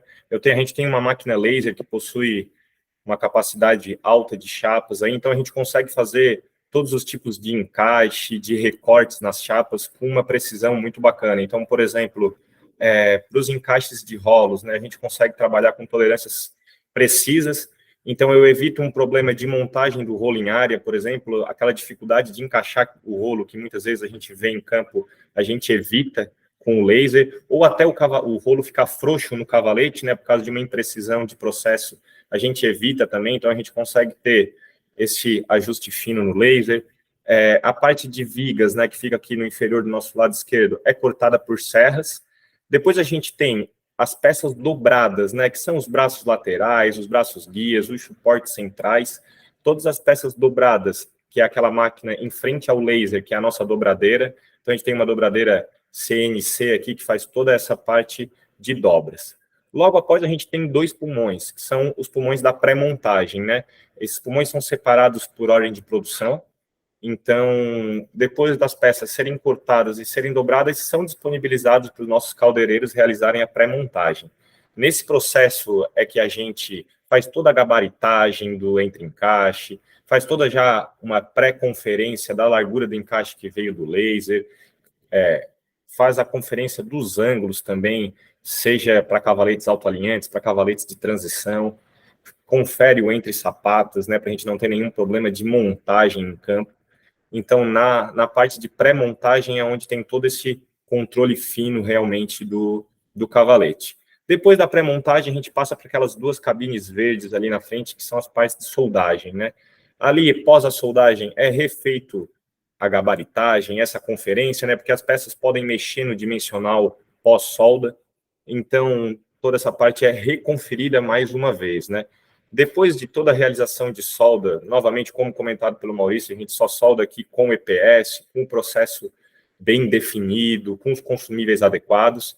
Então, depois desse processo, a gente passa para um setor que é o setor de acabamento. Então, qualquer respingo de solda, imperfeições é corrigido nesse setor de acabamento, que fica logo após aquelas cabines verdes na imagem, né? Depois eles são disponibilizados para pintura. Bacana. O controle, né, o início do processo se dá no controle de qualidade das matérias-primas. Então, as matérias-primas para cavaletes não são tão variadas, né, são divididas basicamente entre chapas e vigas. O que a gente controla nas chapas, né, é o certificado do material, para ver composição química e as propriedades mecânicas, ver se está adequado ao que a gente solicita. Hoje, 99% dos cavaletes da Imepel são em A36, que é um aço estrutural, e tem propriedades mecânicas muito bem definidas, então isso a gente consegue controlar via certificado, e também o controle dimensional conforme CTF, né, de variação de espessura dessa chapa, do comprimento do chapão, então isso tudo é controlado antes de estar disponibilizado para a produção. E a mesma coisa se dá nas vigas, cantoneiras, perfis que a gente trabalha aqui, né, a gente tem o controle certificado de composição química e propriedades mecânicas, e também o controle dimensional. Após esse controle, né, aquela imagem à direita em cima é como a gente libera as peças para produção, né? Então, depois de todo o controle, as peças são etiquetadas ali, né? Uma cantoneira de 63 que está liberada para produção, a data de liberação, e aí é disponibilizado no nosso estoque de chapas, que, como eu mostrei, fica ali no início do processo, né? Nesse caso, no estoque de vigas, né? Que está ilustrado a imagem abaixo. Outras coisas que a gente controla, né? São os nossos consumíveis de soldagem, para a gente estar realizando uma soldagem adequada, né? São todos, como comentado já nesse treinamento, guardados com temperatura controlada, com todos os processos necessários controlados, e também os itens comerciais, a gente tem toda a nossa CTR, né, que é a nossa condição técnica de recebimento, para controlar essa parte de parafuso, de arruela, de rolamentos e vedações que a gente usa para os cavaletes autoalinhantes. Então, todo esse controle de matéria-prima é feito ali pela nossa equipe, tudo documentado antes de disponibilizar esse material para a produção. Então, o primeiro processo produtivo dos cavaletes, de fato, né, são os cortes. Seja pela foto da esquerda ali, que é os cortes de vigas, tubos, perfis na serra. Então, tira do estoque, faz esse corte na serra, né? E mais à direita a gente tem a nossa máquina laser ali, uma ilustração dela, que é para fazer os braços do guia, os braços laterais do cavalete, suportes centrais. Então, é a nossa máquina laser que a gente consegue fazer aí diversos recortes com bastante precisão. Depois do corte, a gente passa para as dobras de peças, que é a imagem central ali, que é a nossa dobradeira CNC, que a gente consegue fazer diversos tipos de perfis, dobras dos suportes centrais, laterais, os braços do guia novamente. Então, primeiro se inicia esses dois processos, né? Após isso, a gente disponibiliza as peças realmente para pré-montagem. Essa imagem mais da esquerda aqui é o pulmão das pré-montagens. Então, a gente já pode ver ali os suportes cortados e dobrados, as vigas também cortadas e dobradas. Então, está disponibilizado o pessoal da pré-montagem, é iniciado esse processo. E como eu comentei, é ali que a gente controla todo o paralelismo dos encaixes também, para a gente não ter problema de travamento em rolo, que é algo que a gente vê muito em área, o rolo não encaixando, o rolo ficando travado entre o suporte e o tubo, né, a borda do tubo, e ocasionando aí princípios de incêndio, baixa vida útil dos rolos. Já vi muito cavalete que chega em área, o pessoal tem que fazer alguma gambiarra aí para encaixar, tem que abrir furo, porque o cavalete não o entre-encaixes, né, não é bem definido no processo. Então, aqui a gente consegue definir muito bem, tanto no projeto, que tem as tolerâncias, e aí consegue seguir, e todo esse controle de qualidade se inicia na pré-montagem, que é tudo gabaritado e tudo muito bem conferido para a gente evitar qualquer tipo de problema em área, né? Então, depois de toda essa parte da pré-montagem, né, que são posicionadas peças, ponteados, a gente passa para soldagem, que é via essa cabine da direita aí, né, que a gente tem duas linhas, tanto de pré-montagem como de soldagem. E aí, na solda, todo o processo seguindo as devidas EPS, né, após esse processo de soldagem, o pessoal reconfere, como eu comentei, e aí disponibiliza para o próximo setor. E aí, o próximo setor seria o acabamento, né, que seria o setor logo aqui, após que tira todo os respingos, faz a EVS de solda para ver se está tudo aprovado, e aí sim disponibiliza isso para a pintura, né? A pintura a gente faz, dependendo da solicitação do cliente, sempre em comum acordo, a gente tem esse hábito de conseguir conversar muito bem com o cliente, obter os feedbacks, entender principalmente a aplicação. Diversas vezes a gente desenvolve esquemas de pinturas adequados para a aplicação do cliente, né, para o ambiente que essas peças vão ser usadas. A gente tem muita parceria aí com alguns fabricantes de tintas que a gente consegue desenvolver esses esquemas de pintura especiais com várias demãos aí para os ambientes mais agressivos de pintura, né? Então, a intenção dessa pintura é proteger a superfície metálica. Como eu comentei agora, o estilo de pintura, né, o plano dela e a cor, a gente alinha sempre conforme a solicitação do cliente. O nosso padrão e padrão normativo é o azul, né? Então, a maioria dos cavaletes são azuis, mas a gente consegue mudar camada de fundo, camada intermediária, para dar mais qualidade e proteção nessa pintura, né? Além de tudo, a gente tem inspeções pós-pintura, né? inspeção de aderência conforme norma, inspeção de camada, para ver se a camada solicitada, né, está seguindo, que é a inspeção de camada seca. Todos os tempos de cura a gente segue, que vem tudo indicado no boletim técnico. O pessoal passa também por diversos treinamentos e reciclagens para a gente seguir à risca essa parte da pintura, né? Quando solicitado também, a gente utiliza o inspetor Abraco, que é o inspetor focado na pintura, que acompanha todo o processo para ter essa qualidade no decorrer dele, né? Algumas considerações relevantes ali que até já foram comentadas, né? Questões de diversos tipos de pintura, das camadas, controle de camada, controle de demãos, né? Os tempos de cura via boletim técnico e principalmente ali o controle de temperatura e umidade, que é o indicado nesses boletins, que a gente consegue controlar e seguir muito bem, para a gente não vir a ter nenhum problema de descascamento em área, de início de oxidação antes do tempo. Então, realmente, a gente toma todo esse cuidado desde o início do projeto até a finalização da fabricação, para a gente conseguir entregar um cavalete que vai ter um bom desempenho em todos os quesitos, né? Seja resistências mecânicas, seja para ele não falhar por estar empenado, seja pela pintura também adequada ao ambiente de aplicação.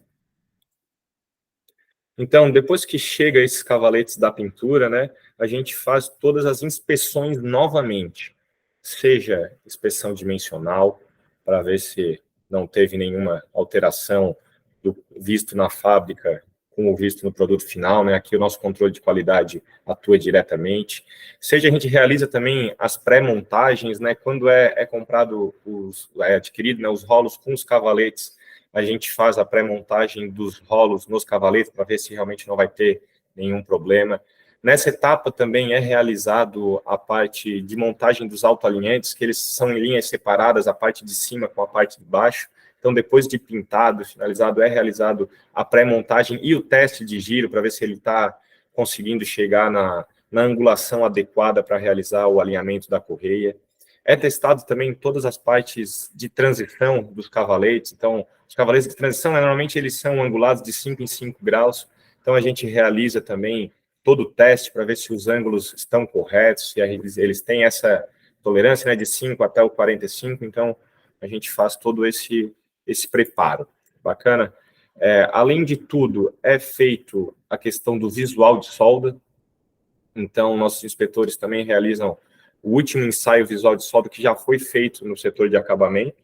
E aí, os testes de aderência para a pintura, né, que está ilustrado abaixo aí um dos nossos inspetores realizando com a fita filamentosa o teste de aderência conforme norma. Bacana? Aqui, então, é só um resumo do que a gente acabou de ver, né, sobre o processo produtivo do cavalete. Aqui é basicamente como os cavaletes têm diversos tipos, né, autoalinhante, carga, retorno. Aqui a gente fez o fluxo como se fosse um cavalete autoalinhante, né.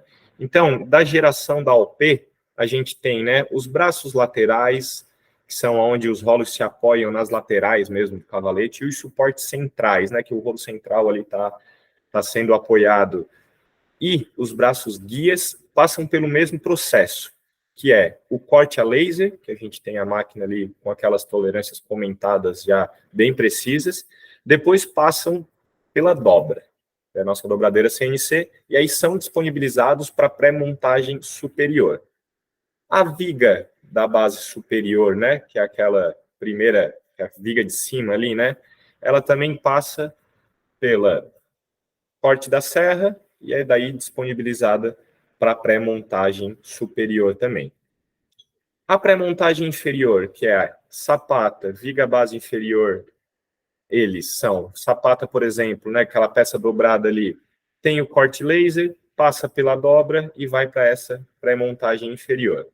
A viga da base, como ela não tem nenhum corte, né, ela só realmente passa pelo corte da serra e vai para pré-montagem inferior.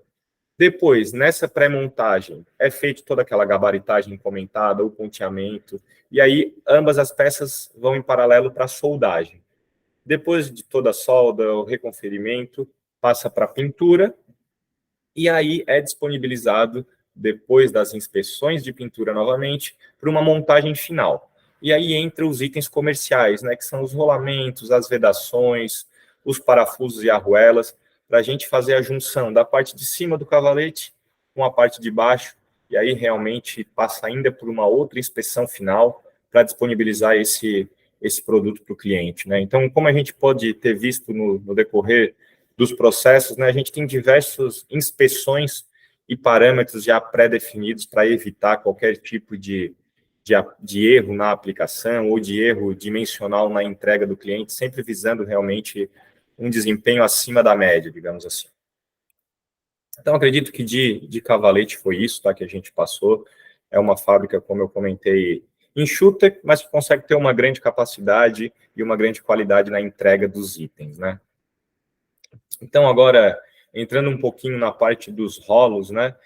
A Imepel hoje fabrica todos os tipos de rolos para correias transportadoras, da esquerda para a direita, né?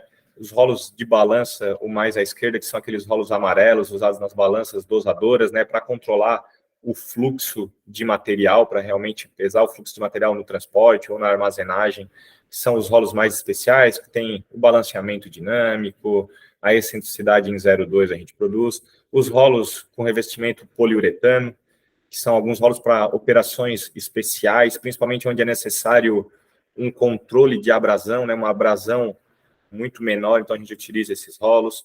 Rolos de impacto, né, que são revestidos de borrachas, seja com revestimento vulcanizado ou com as borrachas montadas por interferência. Os rolos com mangueira de sucção, que a gente utiliza muito para áreas onde tem ambientes agressivos, transporte de fertilizantes, áreas marítimas, né, portuárias, onde a oxidação realmente é um grande problema, a gente utiliza esse tipo de rolo e ele vai super bem, é uma solução muito bacana que a gente tem. Os rolos de carga tradicionais também, que são os rolos lisos, né? Seja com flange de aço para operações mais pesadas, né? Que tem transportadores mais largos, com grande capacidade de carga. E a gente tem também a nossa linha do flange P, que são as cabeceiras em polímero, né? Que são utilizadas normalmente em linhas leves, agrícolas, sucroalcooleiras, de transportadores que não têm tanta capacidade assim, e que te entrega um rolo com algumas vantagens, né? Um rolo mais leve, um rolo de prazo de fabricação mais rápido, um rolo também economicamente mais viável. Ali a penúltima imagem à direita é um rolo autoalinhador que a gente entrega muito para correias reversíveis, né? Como não dá para se utilizar o cavalete convencional na correia reversível, porque a correia sempre tem que passar primeiro no guia. Então a gente tira os rolos guias e trabalha com esse rolo com a cabeça cônica, que é uma cabeça independente, né? Que tem um sistema de molas dentro que faz daí o alinhamento em conjunto com o cavalete autoalinhante. E também a última imagem são os rolos guias tradicionais aí para os cavaletes autoalinhantes convencionais também. Hoje a Imepel, claro que depende muito do mix de produtos, mas tem uma capacidade fabril média de 70 mil rolos mês. Antes de iniciar um pouquinho no processo produtivo, né, a gente tem muito orgulho de comentar isso sobre o nosso centro de análise, que é o nosso laboratório aqui, onde a gente possui uma bancada de testes. Então, todos os desenvolvimentos de vedação, de rolos em polímeros, por exemplo, a gente consegue pôr nessa bancada de teste que está na foto em cima ali. A gente tem as células de carga para controlar a força aplicada, a gente tem a nossa bancada que mede velocidade, eu consigo controlar a temperatura em aplicação. Nessa bancada de teste, a gente consegue submergir os rolos, colocar contaminantes neles também. Então, seja o quartzo que a gente utiliza aqui, seja o contaminante que está na área do usuário também, para a gente realmente ter os testes com maior nível de precisão e de realidade, que é o que vai acontecer em aplicação dos transportadores, né? Então, a gente consegue fazer a bancada virar em curva, a gente consegue ter vários tipos de testes aí bem bacanas em relação a ela, né? A gente também tem no nosso centro de desenvolvimento a balanceadora dinâmica, que é utilizada nos rolos de balança, né? Então, a gente coloca o rolo ali, ele faz a rotação, e aí o sistema dá para nós aonde tem que ser colocado o peso. Essa balanceadora segue a ISO 1940, graus 6.3, então a gente tem todo um controle muito preciso nessa parte para evitar lá no cliente os erros de pesagens, que essa é uma das partes mais importantes, né? Erros de pesagem de embarque, porque quando um rolo não vai balanceado, por exemplo, ou vai balanceado da maneira errada, né, ele acaba gerando vibrações nessa balança, que prejudica a leitura da quantidade de material transportado e carregado no navio, por exemplo, né? A gente possui também outros diversos equipamentos aqui para controle no nosso laboratório, né? Tem a máquina IMIC para para teste de trações, a gente tem aqui o dispositivo para teste de resistência dos nossos flanges do peso, que eu comentei anteriormente ali, né? Que são aqueles mancais em polímero. Então, sempre que a gente recebe um lote, é separado algumas peças para teste de resistência, para ver se está de acordo com o solicitado pela nossa engenharia em processo. Tem dinamômetro também. Então, a gente tem diversas máquinas aqui, ó. Tem microscópio, espectrômetro para análise de composição química. Algo muito bacana também é o nosso abrasímetro. Então, sempre que a gente, ou o cliente tem alguma dúvida sobre o revestimento que tem lá, a gente traz para casa, realiza o teste de abrasão, né, para ver se a abrasão solicitada e a abrasão encontrada na peça são as mesmas, se está de acordo com a aplicação dele, que é uma das coisas que tem muito problema hoje, que são os desgastes de revestimento, né. Tem a balança analítica, que é o complemento do abrasímetro, né, porque teste de abrasão a gente retira material e aí eu peso o material antes, coloco no abrasímetro, depois eu peso o material depois e a gente consegue daí, através dos cálculos, medir a resistência ao desgaste dele, né. E o medidor de camada também, que a gente utiliza diariamente aqui na Imepel, né. Então, esse é um pouco do nosso centro aí de desenvolvimento, né, o nosso laboratório, que a gente tem realmente sempre buscando as soluções com base principalmente nos rolos, esse laboratório, para buscar as inovações e as melhorias no nosso produto, né. Agora, realmente, entrando na nossa fábrica de rolos, ela é uma fábrica bem robusta, que trabalha de duas formas, né, sempre em paralelo, os tubos com os eixos, visando sempre se encontrarem no final, né, para realizar a montagem. Então, na parte de cima da imagem, eu tenho os estoques, tanto de tubo e eixo, e aí eles vêm andando em paralelo, né, iniciando pelo tubo. Eu tenho os cortes de tubo, que essa imagem aqui vai dar para ver melhor, né. Então, eu tenho estoques de tubo em cima, e aí eu tenho o corte de tubo. Depois de eu cortar esse tubo, eles ficam armazenados em pulmões, para ser realizado a prensagem, né, por exemplo, do flange de aço, com o tubo que a gente internamente aqui realiza uma prensagem para corrigir concentricidade, manter alinhamento de rolamentos também, e aí depois é abastecido as linhas de soldagem, que são aquelas esteiras ali em cima, eu tenho uma máquina de prensa para abastecer 3 linhas de soldagem, então é praticamente um fluxo contínuo com um FIFO aí que a gente trabalha para essa linha, né? Então, depois da solda, essas peças passam por acabamento e são disponibilizadas para pintura, né? Caso o rolo é com um mancal P, ele passa direto para a prensagem do UP. A mesma coisa acontece com o eixo, né? Eu corto o eixo na nossa máquina, que é a serra soco ali, que é uma CNC. Depois a gente vem para as usinagens, né? A gente tem alguns CNCs dedicados a isso para fazer rebaixo, algumas usinagens especiais de encaixes de catenários e também as retíficas para dar a precisão necessária para o rolamento, né? Então a gente tem alguns pulmões que armazenam essas peças, né? Que aqui tá aquele estoque de montagem ali, e aí faz realmente a montagem final depois, que é o conjunto do corpo com o eixo, que a gente vai estar explicando melhor aí no decorrer da apresentação de rolos, né? Então, como já deu para entender, todo o processo produtivo se inicia num controle de matéria-prima, né? Então, a Imepel tem a CTF, que é a nossa condição técnica de fornecimento para rolos também, né? Que são para as matérias-primas dos rolos, tubos e eixos, principalmente, mangueira de sucção, revestimento, enfim. E esse documento realmente tem critérios mais rigorosos para a norma, né? Por exemplo, para os tubos industriais, que uma das grandes sacadas, digamos assim, dos rolos é a excentricidade. Então, isso a gente consegue controlar muito bem na nossa CTF, né? A gente tem condições mais fechadas para a ovalização do tubo do que as normas tradicionais no mercado, e pelo nosso porte a gente já consegue incrementar isso no fabricante, e ele produz esses tubos mais fechados para nós, para a gente conseguir ter um controle de excentricidade melhor durante o processo e entregar um rolo com uma excentricidade abaixo do usual aí para o cliente final, né? E os itens comerciais, né, rolamentos e também a nossa vedação quando chega é sempre trabalhada e inspecionada via condição técnica de recebimento, que nosso pessoal do controle de qualidade é treinado para isso. Então, iniciando o processo, né, o processo produtivo de tubos e eixos, eles ocorrem em paralelo, como eu comentei. Ambos são máquinas CNCs, né, então a gente trabalha dessa maneira visando atender a precisão necessária que os rolos nos pedem e também otimizando a produção. A gente consegue ter uma produção muito alta nessas máquinas, né. Algumas considerações relevantes também nesse processo é o controle dimensional, que a gente tem intraprocesso. Então, sempre depois do corte, seja de tubo ou seja de eixo, é conferido os dimensionais para ver se realmente saiu no comprimento correto, se está na tolerância indicada em projeto.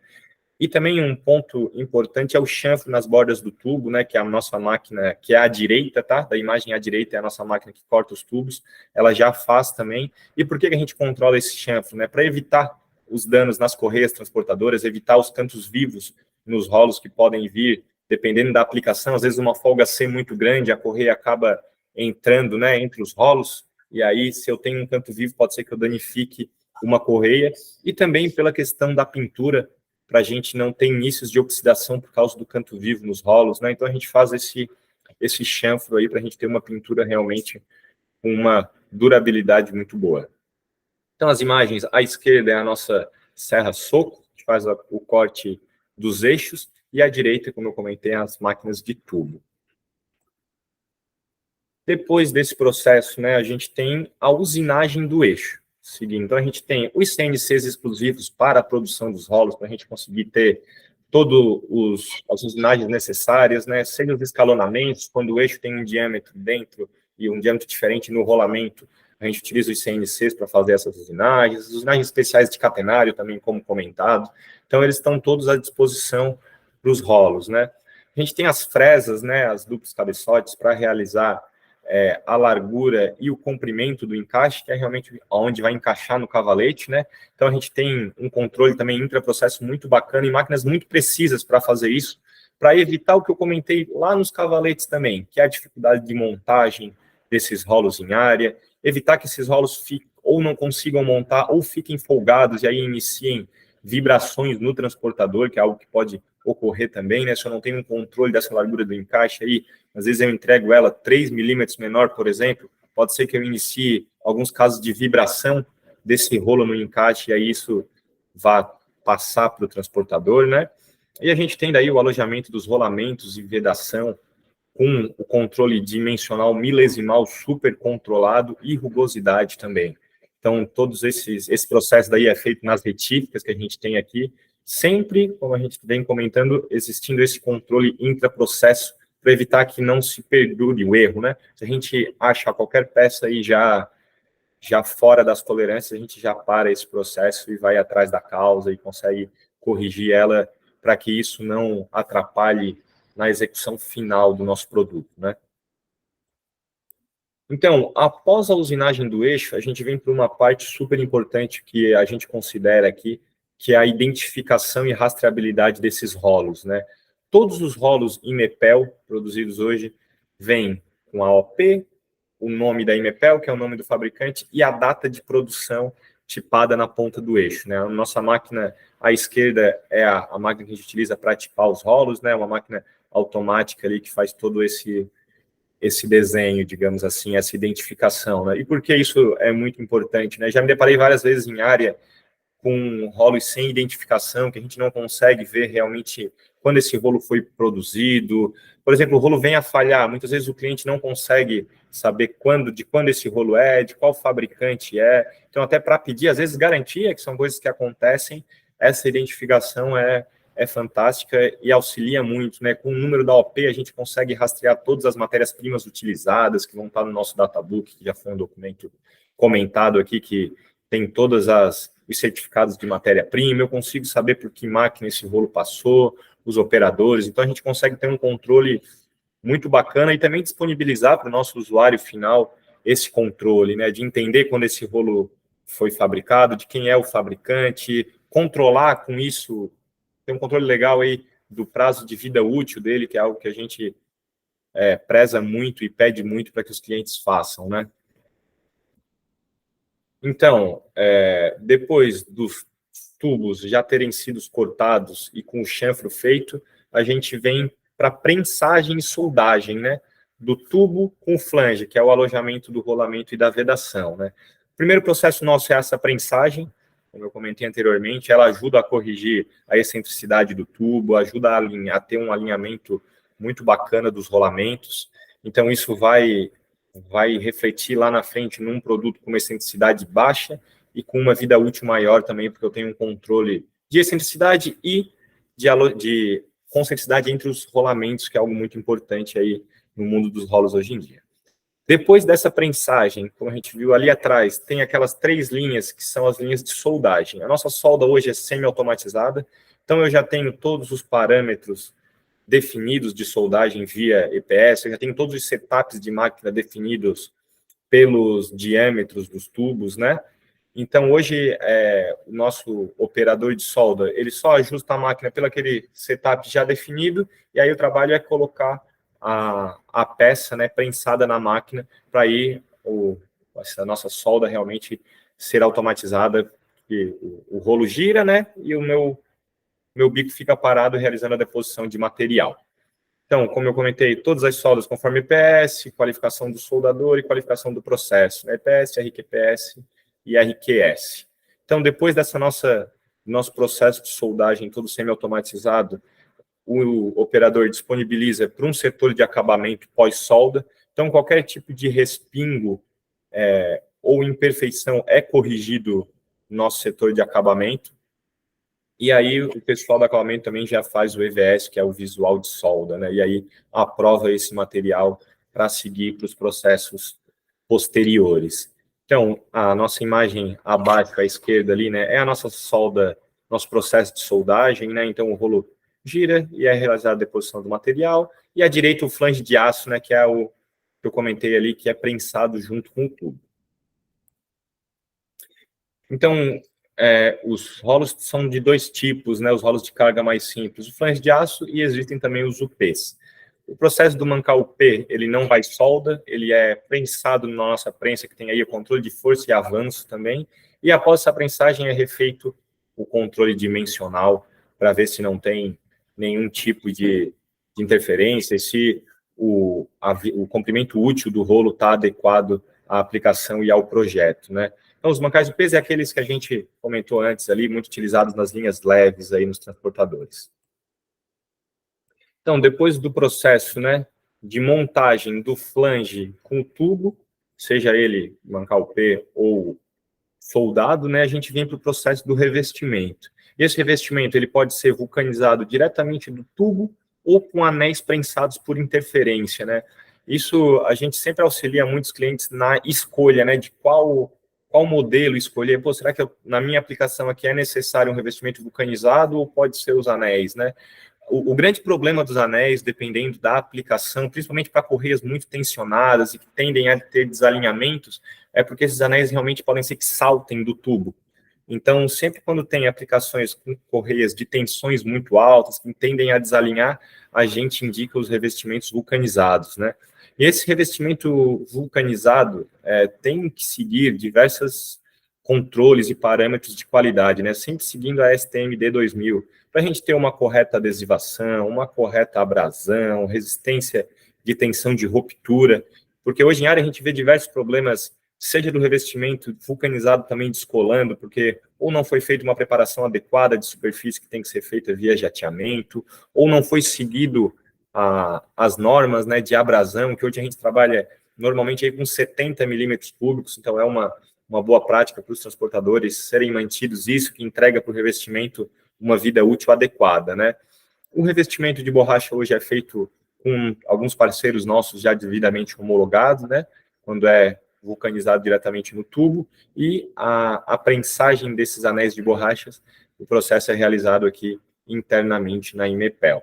A gente também tem, só pincelando, né, o revestimento que está sendo muito utilizado hoje, que é o revestimento L94V0, que é o antipropagação de chamas também, que pensando na segurança operacional de um transportador hoje, é muito importante. Então, depois de todos esses processos, né, por exemplo, o rolo revestido, ter voltado da vulcanização, ter sido devidamente inspecionado, ele passa por um processo produtivo de pintura líquida nas faces, e os rolos de carga que são lisos e não revestidos, né, passam daí pela nossa pintura eletrostática a pó. Nossa pintura tem todo um controle de deposição de material, de pré-aquecimento dos tubos, de aquecimento na secagem. Então, aqui, essas figuras de cima são alguns processos da nossa pintura a pó. Então, dá para ver ali na imagem do meio, o pessoal também conferindo a temperatura. Então, tem os procedimentos para, de tempos em tempos, irem lá conferir, ver se realmente a máquina está entregando a temperatura adequada para a aplicação, né? E aí, depois desses processos, a gente tem todo um controle de aderência via testes com a fita, de micragem também, para ver se está entregando a micragem correta no projeto, né? E de tonalidade também, que a gente compara os pantones daí das tonalidades das tintas.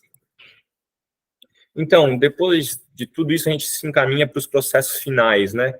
Que aí é a montagem do eixo com o corpo. Então, a gente tem dois processos, a montagem do rolamento e a montagem do kit de vedação e MEPEL. Essas são realizadas, né, em prensas devidamente ajustadas e sempre com a manutenção em dia, porque são processos importantíssimos para a gente manter o que eu venho comentando muito nessa apresentação, né, que é a extensividade entre os rolamentos e manter uma boa concentricidade do rolo como um todo, né.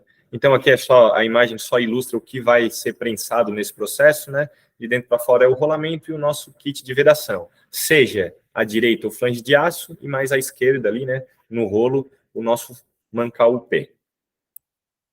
Então, só comentando aqui brevemente um pouquinho da nossa vedação também, que é um dos fatores principais para a vida útil do rolo, né? Claro que tem todo um cálculo de rolamento, mas existem alguns fatores essenciais para a vida útil do rolo, né? Que são vedação, excentricidade, concentricidade entre os rolamentos, além do todo o rolamento estar adequado para a aplicação, né? Hoje a gente trabalha com uma vedação, a nossa vedação standard já é uma vedação para serviço pesado, né? Que contempla aí um fechamento frontal em conjunto com o retentor para fazer essa primeira proteção do rolamento, né? Depois eu tenho o encosto do retentor que também faz a proteção por cima, né, encostado no flange, e aí um conjunto de labirintos também, que é mais uma barreira protetiva até que chegue no rolamento. Então, eu tenho o fechamento, que é a primeira, o retentor, que é a segunda, o encosto, que é a terceira, e os dois labirintos, que são a quarta e a quinta barreira de proteção, para que qualquer tipo de contaminante venha a chegar no rolamento e prejudicar a vida útil dele, né? Além de que a Imepel hoje só trabalha com rolamentos 2RS, em 99% dos casos, a não ser que for alguma solicitação do cliente, né? Que é o que faz sentido para correias transportadoras, que tem realmente um ambiente contaminado, né? Independente da aplicação, sempre vai ter contaminantes. Então, a gente trabalha com a vedação 2RF, aquela vedação de contato e de borracha também nos rolamentos, né? E aí, para fazer o encosto desse rolamento, normalmente a gente utiliza um anel de retenção, que também auxilia, né? Qualquer oxidação que venha de dentro do tubo, às vezes por mudança de temperatura, que ela impeça a chegada no rolamento. Então, depois de todos esses processos feitos, né, o corte, a prensagem, a solda, a pintura, o revestimento, quando houver, e a montagem final, né, a gente passa pelo controle de qualidade, né? O controle de qualidade se inicia na concentricidade, que é mais falado aí a excentricidade dos rolos, né?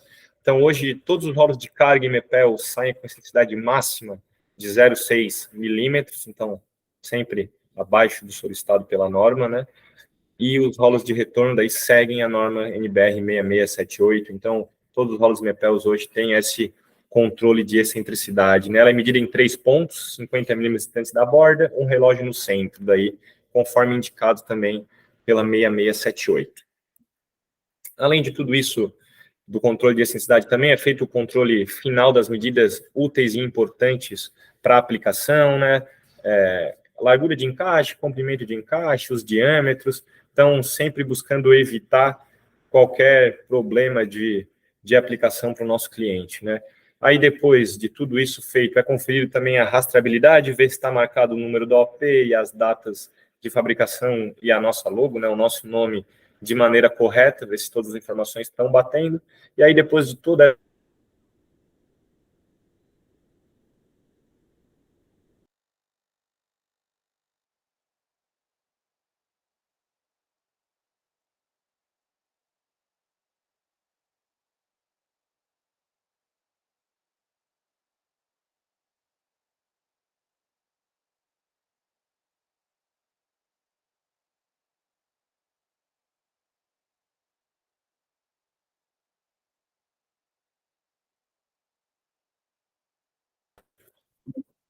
Opa, voltamos aqui. Desculpa, pessoal. Teve um breve queda aqui no sinal de internet, né? Então, só para a gente finalizar o nosso resumo de tudo que a gente viu na parte de rolos, né?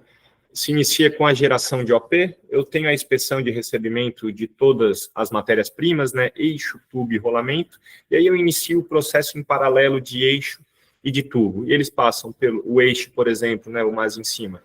Corte, usinagem, tipagem, e aí ele é disponibilizado para montagem. O tubo, depois de cortado e realizado todas as inspeções, né? Ele passa pode ser que ele passe por uma prensagem ou soldagem, se ele for de mancal de aço, vai passar pelos dois, se não só por uma prensagem, e aí pode ser que ele venha, se ele for revestido, né, seja de impacto ou retorno, pelo revestimento de borracha, e aí após, ou a nossa prensagem interna, ou ele chegar do terceiro revestido quando for direto no tubo, por uma inspeção de recebimento, passa pela pintura e aí é disponibilizado pela montagem, ou para rolos que possuem alguma excentricidade especial, ou rolos de balança, né? Depois da prensagem e soldagem, eles passam ou pelo balanceamento dinâmico, ou pela usinagem externa, quando é de balança, passa pelos dois processos, né? Passa pela pintura, é disponibilizado para a gente realizar aquela montagem final do rolamento e do kit vedação, inspecionado novamente pelo nosso controle de qualidade, e aí a inspeção final, e depois disponibilizado, devidamente etiquetado, com todas as rastreabilidades ali, para o nosso setor logístico e de faturamento, pessoal. Então, hoje a gente conseguiu, acho que, passar pelos processos produtivos dos 3 produtos da Imepel, né, os 3 carros-chefes nossos. Conseguimos, acho que, linkar algumas coisas, entregar algumas boas práticas, né, alguns requisitos mínimos de qualidade e mostrar todos os requisitos, os processos de inspeções que a Imepel segue, tá? Queria agradecer a presença de todos aí que ficaram até agora na reunião. E agora a gente está aberto a qualquer dúvida que possa haver, questionamentos aí para a gente tentar responder da melhor forma, tá bom?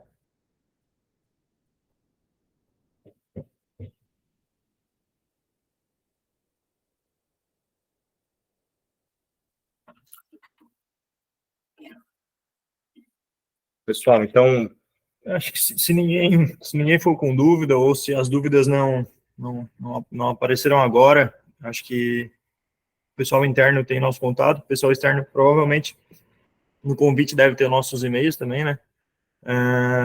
Pode estar querendo se aprofundar mais num assunto ou tirar alguma dúvida que venha aparecer aí em área no dia a dia. Então, pode usar esse meio de contato aí para estar tirando essas dúvidas, né? Então, é isso aí, a gente fica à disposição para realmente retirar as dúvidas aí que ficaram após a apresentação, via e-mail, via telefone, e a gente agradece a presença de todos aí, e até uma próxima aula para a turma. Ok. Acho que agradece. Valeu, pessoal.